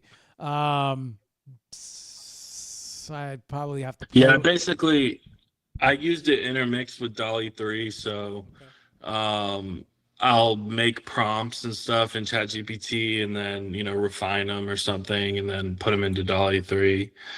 And then, I have a whole horror collection on Object of horror art. I don't know if it's still up. I may have hidden it, but it's on my Object profile. It's just basically a lot of horror art. I mean, some of the images that I made are just scary as hell. Like, with full color, I mean, it shows like a lot of really scary horror art. So I turned it into black and white, and it's a little bit less scary, which I think is probably a good idea for publishing it like on the internet. But I do still have like some of those artworks that are just like my horror genre that are just absolutely terrifying. I mean, they scare me, and I don't really know why I delved into that, but I just thought it was really interesting that you could make those kinds of images and stuff with Dolly 3 and kind of maximize the output of what it's capable of doing. Sometimes you have to go through the content policy and, you know, tell ChatGPT to remove the words that violate content policy and things like that in order to make the image, because it won't make the image. But I kind of maxed it out, and I, you know, everyone figures out ways to get what they want out of AI. But yeah, it's been fun. You know, when DALL-E 3 came out, I was like, oh, this is the coolest thing I've ever used in my life. Because I was always using ChatGPT for school a lot, and it would help me with doing research and stuff like that. So I got used to it. And so when DALL-E 3 came out and it was incorporated with ChatGPT, I kind of delved into that. Yeah, a horror collection would cater to your style amazingly. I could actually, I feel like, especially with I don't know what you would refer to it as, but your Flickr style, right? I don't want to call it glitch because I don't feel that it's so much glitch. I feel like it's more like a Flickr art type of creation. But I could just see the scream mask. But I mean, I don't know what type of horror. But I could see so many different uses, especially in the Flickr sense, that would really cater to that horror art. So that makes that, yeah, a lot of that lines up and makes sense. How do you know when a piece is done? Man, I don't know. I just am always making my art, and then I just decide I like this. I think it'll fit with this group of artwork or this collection or this music. And I just put it out there, I guess. It's kind of, is what it is. I don't know how to explain that, but yeah, I just kind of try to self-curate as much as I can. I used to put stuff out all the time, like whatever, anything on the internet, but now I kind of try to keep it so it's a certain style, a certain aesthetic, and I think that's helped me a little bit. Okay. He's definitely had some success on Object, so congratulations for that, because not everybody sells, but you seem to have some stuff moving on Object, so good for you. Yeah, thank you. You're welcome. Very nice start there. Moving on from Object and the Jacob collection, I know you had some tracks, and I don't know if you want to talk about this. It's a free mint, 9. Mm-hmm. And then I have 2 tracks here with Vessi Mink and Pocket. So where do we want to move to next? Yeah, I was thinking you can, if you want to play Pocket or the Want You So Bad song. I don't know if you've listened to any of those yet, but you're welcome to play those. Those are from a previous album of mine called The Sun, but I do have those songs on my X profile. And then if you want to play, you can play any song off the new album. So you tell me. It's your crowd; they're listening. What do you want them to hear? Where should we start? You want to play Pocket first? Yeah. So sure. Yeah, that's fine. Okay. You want to play the free mint, or you want to hold that off? You want to hold off for that? We can play that next. Oh shit, that's the whole album. Oh, 9 is the whole album. Oh, that's the free mint. Yeah, 9 is the whole album. Okay. Yeah. Oh, I got you. Okay. We'll come back to that because that's your latest album, right? Right. Okay. Let's. So we'll start with Pocket. All right. So I'm gonna play the track. How long is the? How long is 3 minutes 34 seconds? Perfect. All right. We're gonna play. You know what? I got an idea. We're gonna play this, and while we play this, we'll play. I will bring up your art. So you will be off screen, but I will bring this up. So we'll be right back as soon as this track ends. We'll be right back, Matt. We're gonna play this now, and at the same time, I'm gonna play your art. So be back in 3 minutes and 34 seconds. Yeah.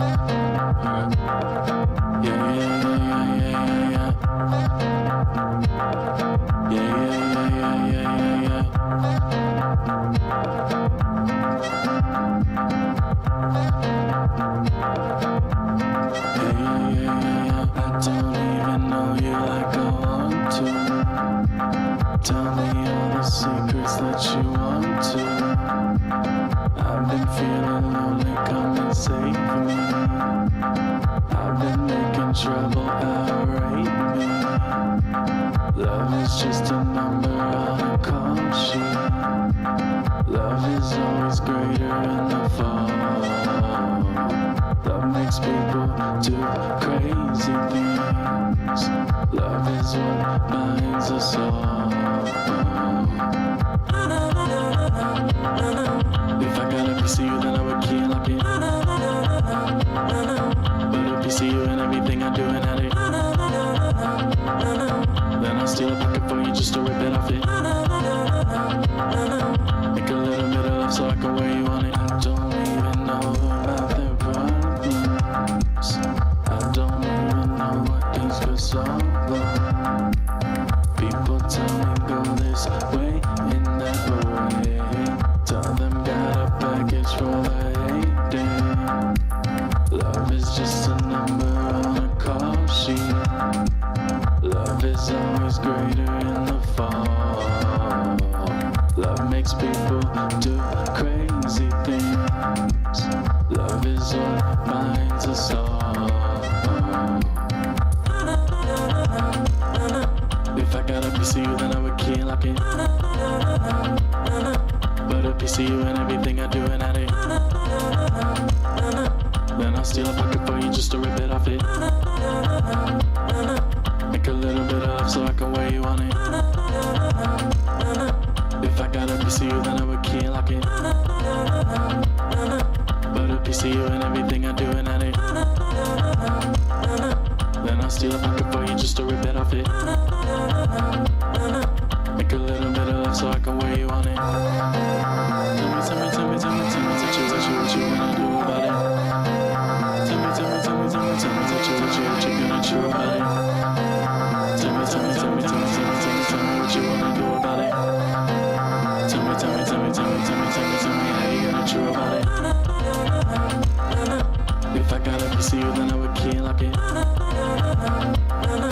But a piece of you and everything I do and at it.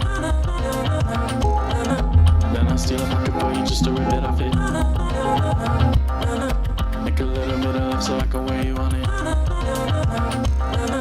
If I got a piece of you, then I would key and lock it. But a piece of you and everything I do and at it. Then I'll steal a pocket for you just to rip it off it. Make a little bit of love so I can wear you on it.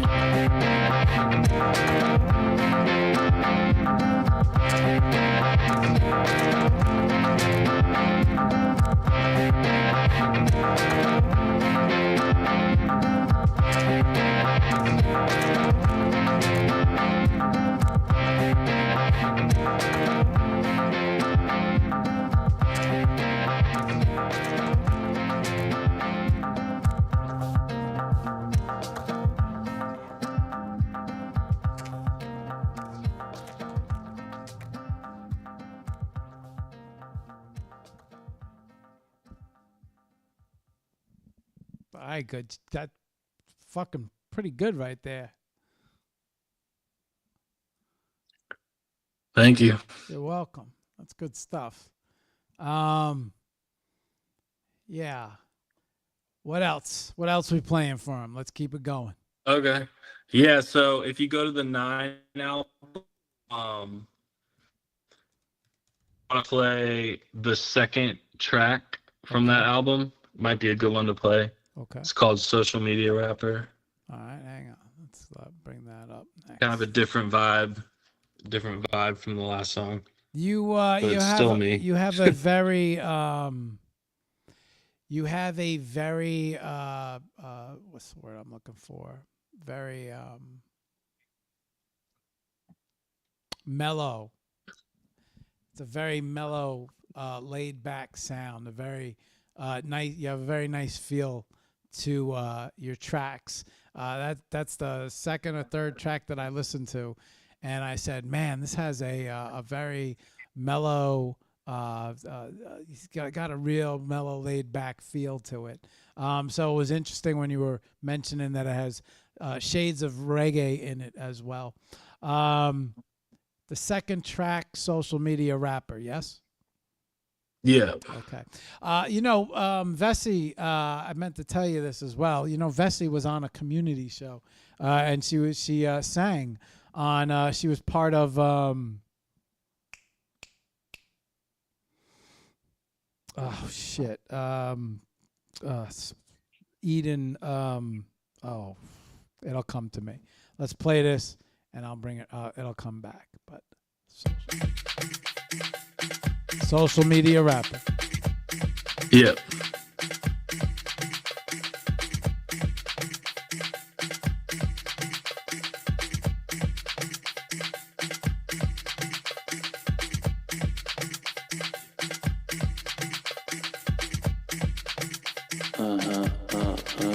Yeah. Yeah.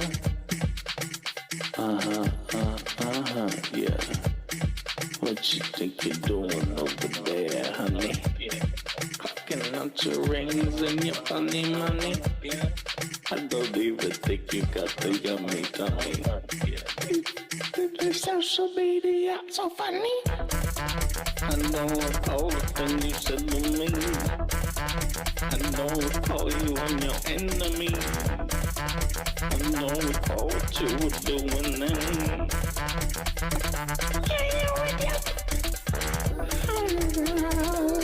Oh my God, you gonna. Oh my God, you gonna.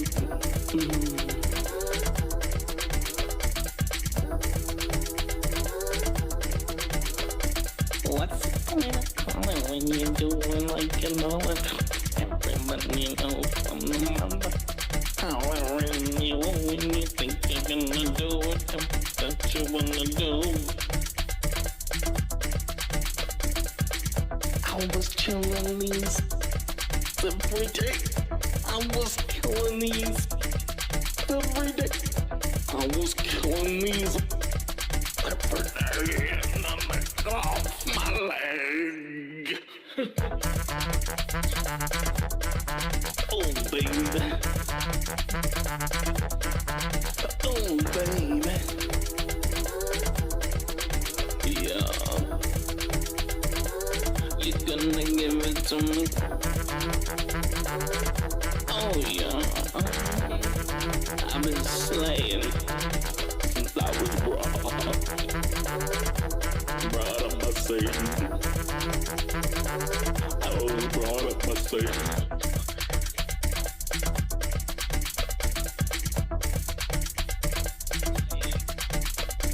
Last late thing, don't you gotta ring? I'm so tired of this that you're singing. Now listen to the chorus now. Now do it like I want it now. I'm spicing up the chorus now.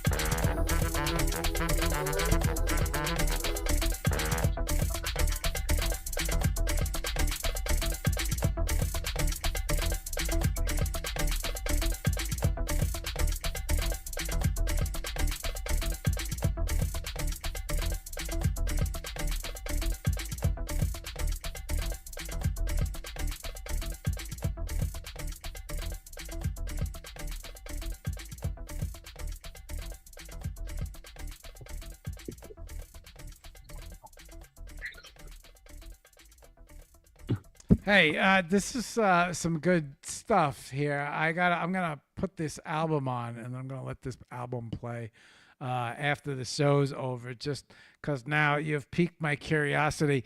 You know what comes to mind? Cool. Do you know War, Lowrider?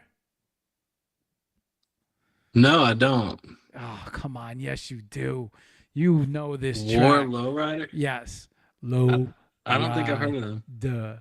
goes a little dun dun dun dun dun dun dun dun dun dun dun dun. You know the track that I'm talking about?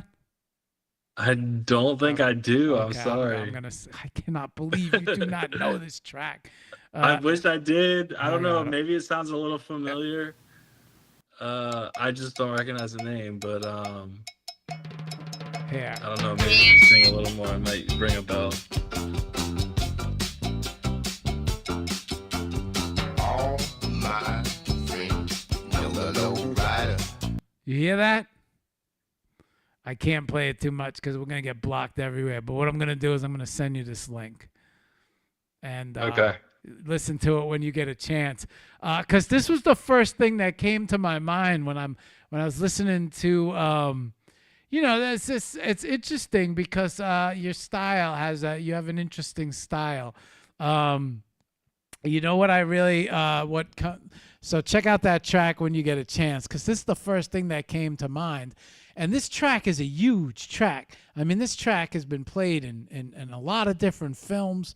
And so when I was listening to your tracks and your tunes, I'm saying to myself, you have a little bit of I could hear your music behind some movies, soundtracks, right? Yeah. Not A lot of people have said that to me before, actually. Really? Yeah. Okay, Even on okay. my older albums, yeah. They say like these could be in movies. Yeah, Funny, yeah. you know? I could hear scenes taking place. Yeah, with- yeah. Pretty good. What do we got next? What are we playing next? Well, I guess we could play another song. You know, I was thinking of maybe closing out with that collaboration, the Hard to Love song. Okay, with Vessi. Yeah. Okay, yeah. Or you can play. Save that. Yeah, save that for the closeout. But we should definitely. Okay. Yeah, let's play him one more. Okay, maybe Whatever I Want song. Okay. Yeah, a bunch of them, the later songs, they don't have any lyrics or words. It's just instrumental tracks. So the first like 5 songs have words. Okay. Yeah, let's all right, let's give him a little of this. Hang on. It's more of an acoustic. It's got a little bit of cursing in it, I won't lie, but it's not too bad. Wow, a little cursing never hurt anybody. Here, let's play it for him. Yeah. Oh, yeah.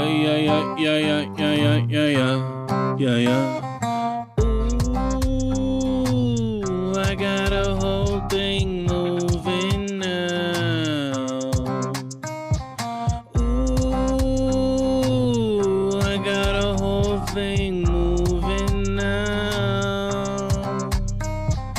I'm so sick of people telling me what they think I should do. Yeah, I'm so sick of all these voices in my head, they don't relay me. So sick of all this shit, I want to run and hide away. Yeah, so sick of being out here reminiscing of old days. And they think I'm lonely, I'm not. They think I'm crazy, I'm not. They think I'm lazy, I'm not. They think I'm heartless, hold up. Take another fucking shot at me. Take another fucking hit at me.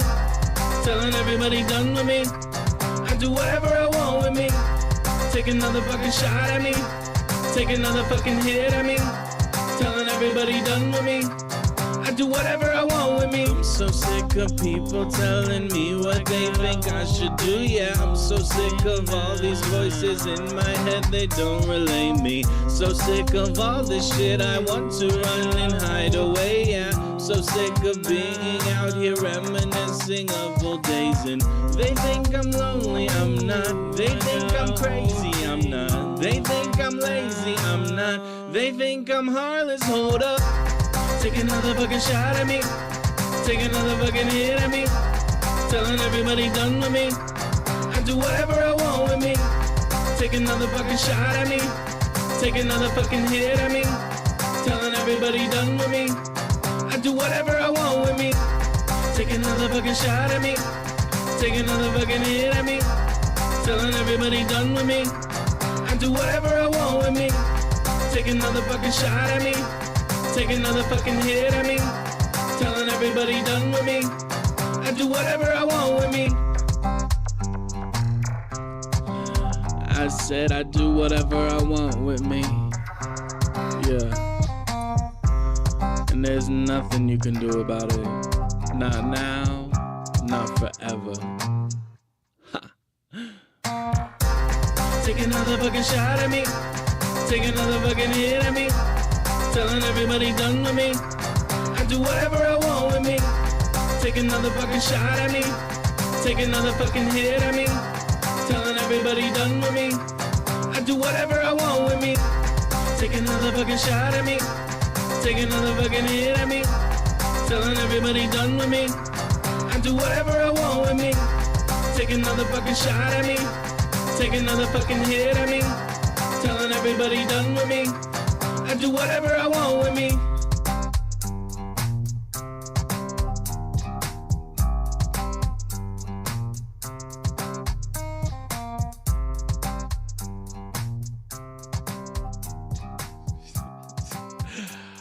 You make some good music, bro. Thank you. Yeah, you're welcome. Yeah, it's you make some good fucking. I'll tell you this, you make some catchy fucking tunes.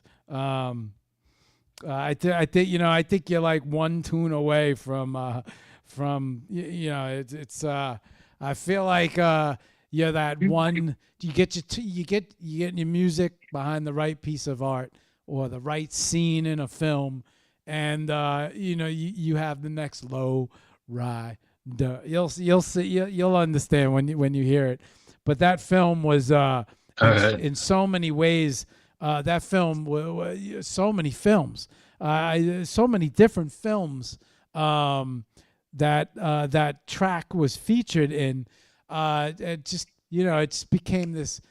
Before you would see it in a scene and you'd be like, what was that? What was that? So you are a few. I feel like you're one scene away from notoriety here. You just need to get you need to pair the music with the right scene, the right something. Right. Yeah. Okay. So let's see. I got your main website up. We played them a couple tracks. We showed them some of your digital art. I have your object up. We're gonna play Hard to Love to close. We have the 9, the free mint, and then we have the Instagram. So we pretty much showed them everything. So I'm going to ask you, Matt, what is the best way for someone to get in touch with you, reach out to you? How can they find you, contact you if they want to collab, they want to listen to more of your music? What's the best places to do this? Yeah, I mean, just send me a message on X, really. It's probably the best way, or I'm pretty transparent. You send me a message on Instagram, I'll see it. I'll respond. Send me a message on X, even like Facebook, if you can find me on Facebook. But yeah, I'm open, I'm pretty transparent. I'll talk to anybody, really. So yeah, just send me a message or comment, or let me know if anyone wants to collaborate or anything. I'm always open to stuff like that. It's awesome for me. So I welcome it. Okay. Give me a second to do this right now. Hang on one sec for me. Okay, guys. So up here is his X. You can find his X right here, which is not hard to, at Matt Jacob Parker. Matt with 2 T's. His website also is right here if you want to check out more of his art. JacobHades.com. Yes, you could also drop an email here. He has his email, way to contact him here as well. And then he also mentioned about his Instagram. This is his Instagram right here, Jacob Hades. So you could contact him on the gram. You could send them an email through the website, and then you can contact them through X as well. And then also here is his object. So you can find some of his NFT art on Object. And then this is his SoundCloud. Yes. Okay. This is his SoundCloud as well. So I think I covered it all. Did I get it all? Matt? Yeah. I think that's about everything. Okay. Okay. Thank you. No worries. My pleasure. Okay. I'm going to open the screen back up, and I'm going to switch the screens back around because we're coming up on almost 2 hours now. And we're going to get ready to close out this show. Okay. Almost feel like, well, maybe we'll play both of them. Okay, let me move back into play here. Let me switch the camera back so it doesn't seem like you're not talking to a empty chair, right? Okay, we're good. We're good. Camera's back. All right, good. All right. Okay. So Matt. Whew. Okay. We had a chance to get to know you personally. Got a chance to, kind of dig through your life, get to know a little bit about your story and who you are. It's I now I know why, and now I understand why Chaz has invested in your art. It makes sense. He hears the same things that I do, which is some really fantastic music. So. Your sound is I want to almost say your sound is very it stands out to me. It has that playful. Your music has a playful feel to it, and I also like the way it's not right. It's not this contemporary. It's not this verse. Chorus, verse, chorus. You have a very interesting feel. And so therefore I feel like your music lends itself almost to behind the scenes cartoon, some art, music, as a film. I could easily see your music playing behind a scene in a film. So I think you have That'd be a freaking dream if I could have one of my played like anywhere, like something like that. That'd be so cool for me. Yeah, I think also the NFT world, man. I think you know what I would do, bro. I would get maybe into Sound XYZ or something. Yeah, I would artists, they release a project or a collection, right? Have the Jacob collection. And people put together these teasers to let everyone know this art collection's coming. I'm dropping this new collection. I mean, you can even hook up with people on the gram too. But since you're in I think did my your camera went out. Look at that. Perfect timing. Thank you. Thank you for letting me know. Usually our battery drops around 2 hours. And okay. Yeah, so let me just switch that real quick. Thank you for the heads up on that. I would have been talking through a black frame. Okay. Let's get back to business here. Kick me on. All right, there we go. Usually when an artist releases a collection, that artist will make a little teaser for that collection and they'll drop it all over their social media. And so I think your music could, if you you have the ability. Not only are you a producer, not only are you able to mix and master, lay vocals, record vocals, a songwriter. You also know plenty. You can hear your music knowledge throughout the track because you could hear the horns, you could hear the bass line. You can hear your knowledge of all the instruments. It's just so I think that your music would be very good, maybe behind these trailers of these artists releasing collections. And if you were to collab with an artist that who knows, who knows how far you get up the chain there. But and it doesn't necessarily have to be Web3. But if you were to collab with an artist on a release where you're like, yo, man, maybe I could cut you maybe I could create a track custom to your art release drop. Maybe somebody that you resonate with, and then you name the title of the song the same thing as their drop or their collection.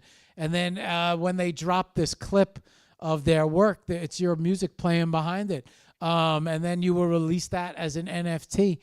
So I think there's a lot of potential when it comes to collabing, especially if you were to especially if you get your music behind some artists that are popping or trending, or just you never know. For me, right? You create a song, you create a music video. It's like you ever see Star Wars? Yeah. Okay, so Yes. he's got that one shot, right? The Death Star, and that track has that one shot. But let's say you can. What are teasers? 30 seconds a minute, right? Probably a lot easier to create a 30-second clip of music or a minute's worth of clip of music. That you could create a lot faster, and then you could get your sound behind a lot more art. I don't know. I'm thinking, right? What I'm seeing from Web3 and the ecosystem, and just thoughts that pop into my head. Not necessarily telling you what to do.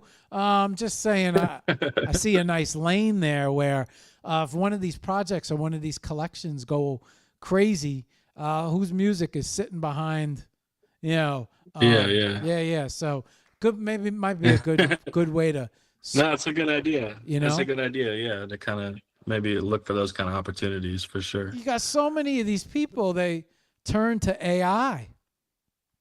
I need a track for my project.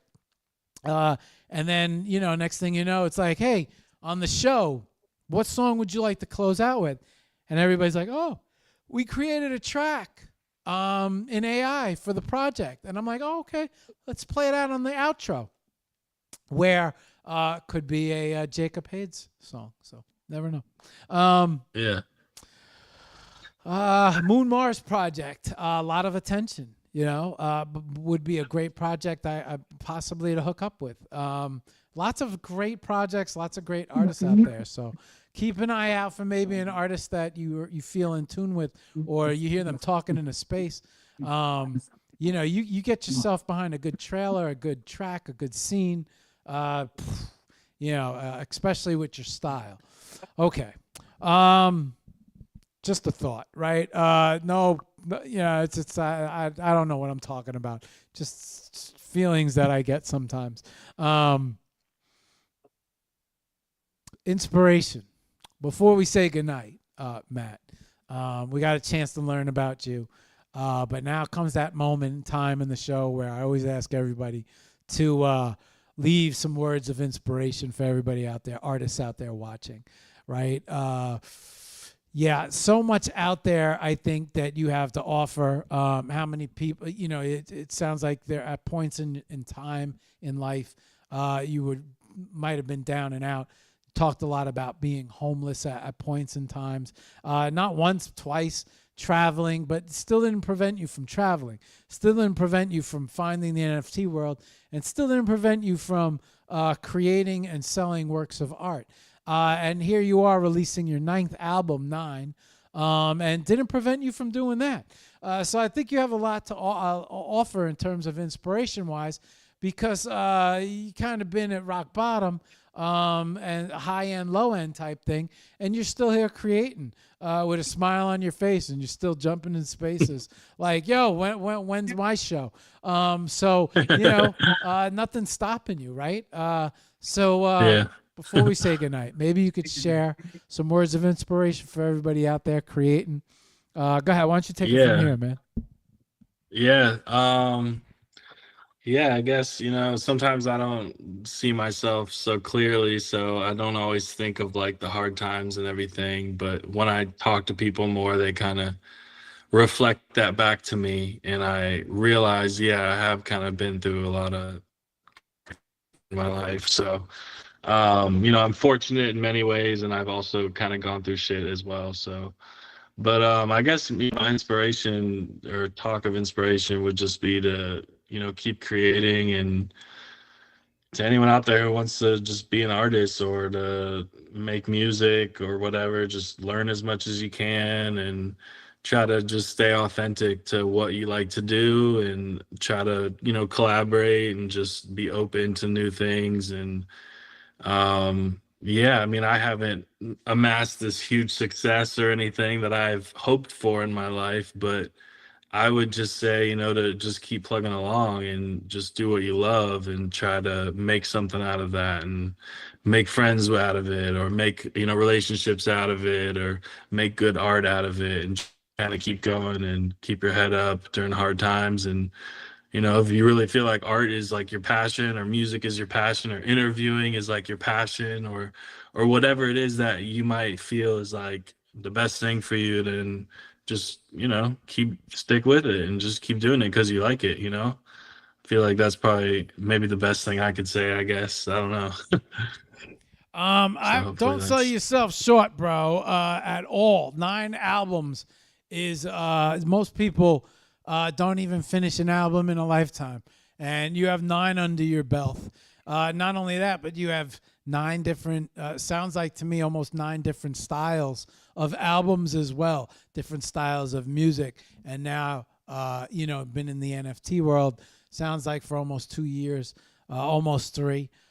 So it's a fresh new start in a brand new art world, but at the same time, you have 9 albums of songs, man.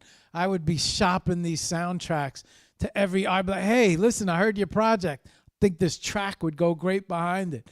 I was curious if you wanted interested in collaborating or you have oh man, you have all this art just sitting idle. Put it to good use. Get it behind some scenes, get it behind some trailers, some collections, some art, man.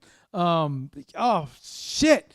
Yeah. Don't just success in itself. I need help with it. I need help. I'm just the artist. I just make it. So I'm trying to, but yeah, I mean, that is what I feel like I would love to do or hope to do. But, I do, I need a little help with it, but, I'll figure something out. I'll try to keep plugging along, we'll stay in touch. And, I'm always, like I was saying, my DMs, X and Instagram, I always, try to respond to people and I try to, be open to whatever. So, yeah.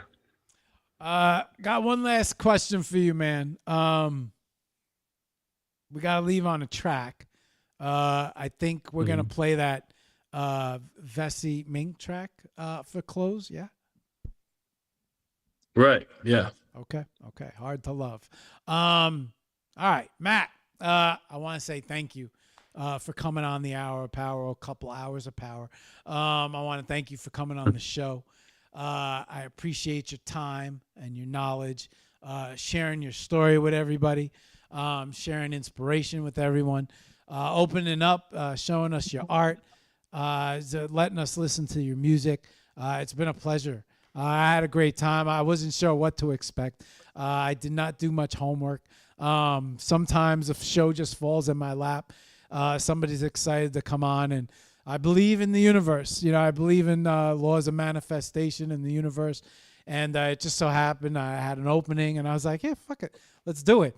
Let's see what comes of it. And I didn't do much homework before I said yes. But somebody pops up into space and requests a show. I got to make it happen. And I'm glad I did because I love what I'm hearing so far. I'd love to hear it mainstream. And I think it has that sound. You could hear how sharp it sounds. So you definitely, whoever taught you mastering, you listened. So they should be very proud. Was that that's a person in Gainesville, in Florida? Well, a person in Gainesville, Darren, actually used to master a few of my tracks. Mastering, I actually learned through like YouTube tutorials. Mixing, I learned from a producer. But a lot of it, like most of it, all of it, like recording, producing, mixing, writing, it's kind of been honestly like taught. But a lot of mixing and mastering I learned from those producers and also like YouTube tutorials, just figuring out how to use the software right. but I am not like that good of a mastering like engineer. I'm like super beginner at it, but I try to make it, not like compress too much and still make it loud, as much as I can. So, but that's kind of the goal of mastering, I guess. But also, it's an art form in and of itself. So I probably need to get my songs mastered by like a real mastering engineer, like my next album's probably. But it is, it's definitely taking time to like learn how to do all that and stuff. So yeah, it's a whole process in and of itself. Yeah. I gotta be honest. So it sounds crisp and clear, and all the sounds hit you. I got monitor speakers here. I have. Oh, nice. Yeah, I have my Oh, Yamahas. yes. I love that. I'm so happy that you have like good speakers and everything you can listen on. So my Yamahas, they've never failed me when it comes to listening to the intricacies of a track. So from the few tracks that I heard, it sounded really good. But it seems like you're not gonna. I don't think you. I think you have a hard time giving yourself credit where credit is due. But did a great job on that stuff. So I'm gonna close out the show. We're gonna come back in 2 minutes and say goodnight to everybody. We're gonna play your track. Show them the links, the art one last time. And if you want to hang out and just wave goodbye, that would be cool. Also, if you got someplace to go, you got to bounce, that's fine. But if you want to hang out, be back in about 2 minutes from now. Okay, sounds good. All right. Thank you, Matt. Hang on. Okay. Thank you. Let's go. Let me close this back here and then bring this up. And no, that's not. That's what I'm looking for. Okay. All right, guys. So you had a chance to meet Matt. Check. We got awesome chance to listen to some of his music, and not only see his music but his art and get a little bit about his history and who he is. And then I'll tell you what makes me nervous about him the most is his psych degree. If his psychology knowledge is as good as his tracks, this man knows personalities well. So that would make me nervous. But on that note, we had a great chance to meet him, learn about his art, and you heard his links. Check them out when you get a chance. Rest of the week, tomorrow, spaces. Only 1 or 2 spaces with Sketch, linked by Art. So we'll be there from 9 to 11 tomorrow. Linked by Art with Sketch. I think Shira is on vacation. So me and Sketch will be running the space, and we look forward to seeing all you guys tomorrow morning. Wednesday, no community shows. Won't be no one last community show, May 14th, Paladin Punks. So we'll see them, but we don't have any community shows. We are putting together some different communities and community shows. What else? Friday, don't have a show yet, but we might have Ghost on Friday. Or I think Curate as well is out there. So we'll be bringing back the Friday shows. We'll be bringing back the Monday and Friday balance. I just had to take a little break. I wanted to pump the brakes a little bit and take a little rest before we come back on Mondays and Fridays with the shows. Wednesday community shows will not be back until we bring back Super Community 7 is underway. So on that note, guys, but we might have a couple AI shows, Art Intelligence. I know Skirpy's platform launched, so I might ask Chaz if he wants to do a Skirpy review. I don't know. We'll see. Yeah, that's about it. Oh, and then TGIF. Fridays are back. Spaces. So on that note, guys, I want to thank everybody for tuning in. I appreciate everybody for being part of the show. Thank you very much. And I will see all you guys tomorrow on Spaces. And then probably most likely Friday. So till then, it's Monday night. You all have a great week. Great time to create art. And I will see you guys on the next show. So on that note, I'm going to shut off the light. We're going to bring Matt back on to say goodbye. And we'll catch everybody on the next one. So hang on 1 second. And we're going to taper out here. All right.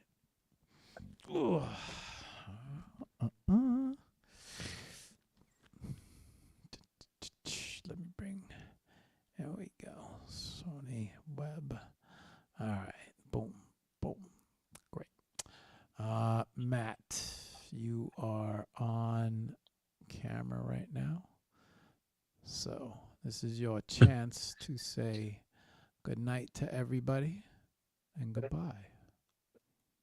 All right. Good night, everybody. Goodbye. Thank you so much, Mark, for having me on here. I really appreciate it. It's been fun. I enjoyed talking with you, and I really do appreciate you kind of going through my little bit of my life history and playing some of my music and showing my art. It's awesome for me, so I really do appreciate it. Thank you so much. Yeah, man, you're welcome. I enjoyed getting to know you a little bit better. Now, when you pop up in TGIF mysteriously, I'll feel like, well, I watched the show, so I'll feel like I know you, but I'll have to tell everybody else, gotta get to know this guy, gotta watch the show. Yeah, now I'll be able to talk about you a little bit, be able to, and I do think that you should get in touch with Chaz and venture down that relationship a little bit. I know Chaz is big with collabing, and he's also very in tune with all of the musicians in the space. Yeah. So he's a good source of reference. So Definitely. all right. All right, Matt, we're gonna kick on this. We're gonna kick on Hard to Love, and we're gonna play out. So we will see you. Well, I'll see you on TGIF, and see you. Yeah, in probably Spaces. Yeah. Friday. All right, Matt. All right, cool. We're out of here. All right, guys. Take care. Thank you. No worries. Be good, Matt. To remind you that 60% of sales on Amazon come from SoundCloud independent got sellers. Here's Tracy commercials, from Lily's huh? of Charleston. Hi, y'all. We make barbecue sauce, can't even hot mute sauce, these? and specialty popcorn. They get help from Amazon to grow their small business faster. You can We also handle play it all on our my shipping and X logistics, too. which is a big help. Wow. We're halfway through a commercial, anyways. Hot stuff, Tracy. Okay. Ooh, Yeah. honey. Shop small business on Amazon. I did not know SoundCloud had commercials, and you can't even mute them. Stop looking for signs. You coming around. Stop. Okay, guys. Before we start this track, Vessi Mink and Matt both collabed on the track. You guys remember Vessi from the collab from the community show, digital. Is it digital? Oh my goodness! I cannot believe I cannot get this right. This is the second time I tried to say this, and I forgot. Hang on one second. I'm gonna get the answer to this right now. I don't know why I'm having such a problem thinking what show this is. But it's gonna be so silly when I say it. Eden, let's see, songs of Eden, songs. There we go. MIDI Punks. Duh. What's the matter with me? Where's my head? So Vessi was on MIDI Punks. We got a chance to meet Vessi for the very first time on the MIDI Punks community show. So here she is now with Matt, and we're gonna close out the show with this song. So. Guys, see you on the next show. Till then. Stop looking for signs. You coming around. Stop looking for anything without a sound. It's nobody's fault with what went down. I stopped looking for everything that could bring me down. Nobody's choice when nobody's prayer. Stop looking for everyone, all the naysayers.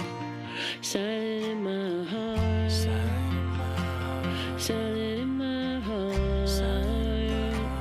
Stop looking for anyone who could play the part. 2, 3. When your heart alone just can't get it right. When you're hard alone, the words don't come out right. When you're hard alone, and the walls come tumbling down. When you're hard alone, and you just don't make a sound.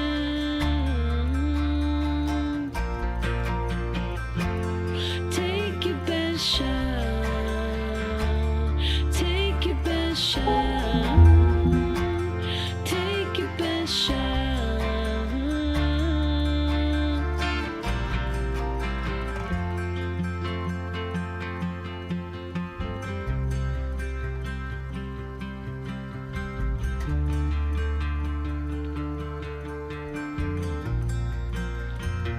I quit stepping on thorns. Words will come to you. Put the pen to the paper. Doesn't mean that they're true. Lightning in a bottle.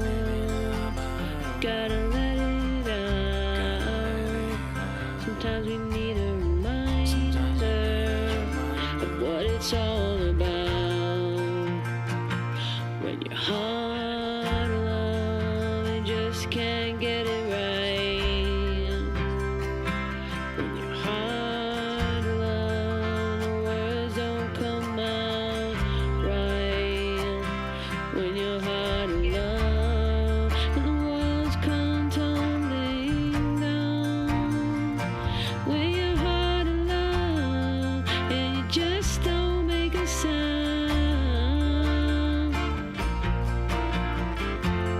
Take your best shot. Take your best shot. Take your best shot.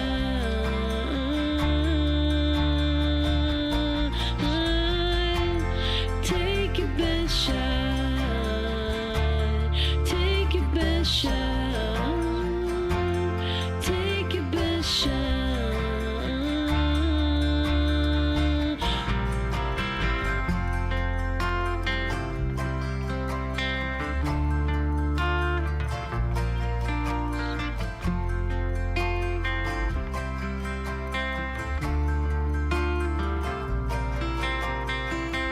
Life speed goes on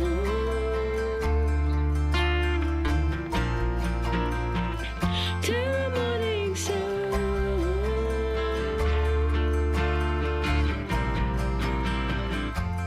Take your best shot. Take your best shot. Take your best shot.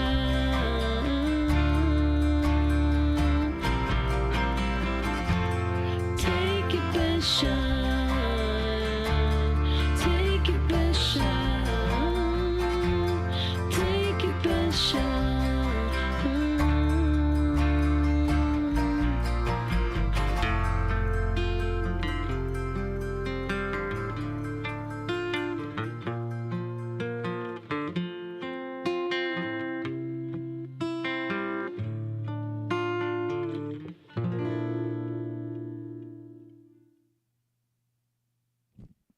And that is the show. When you don't get a good night's sleep, Well- Rise and Shine can sound more like a challenge than a commercials. That is a damn good show. We'll see everybody on the next one. Till then, peace.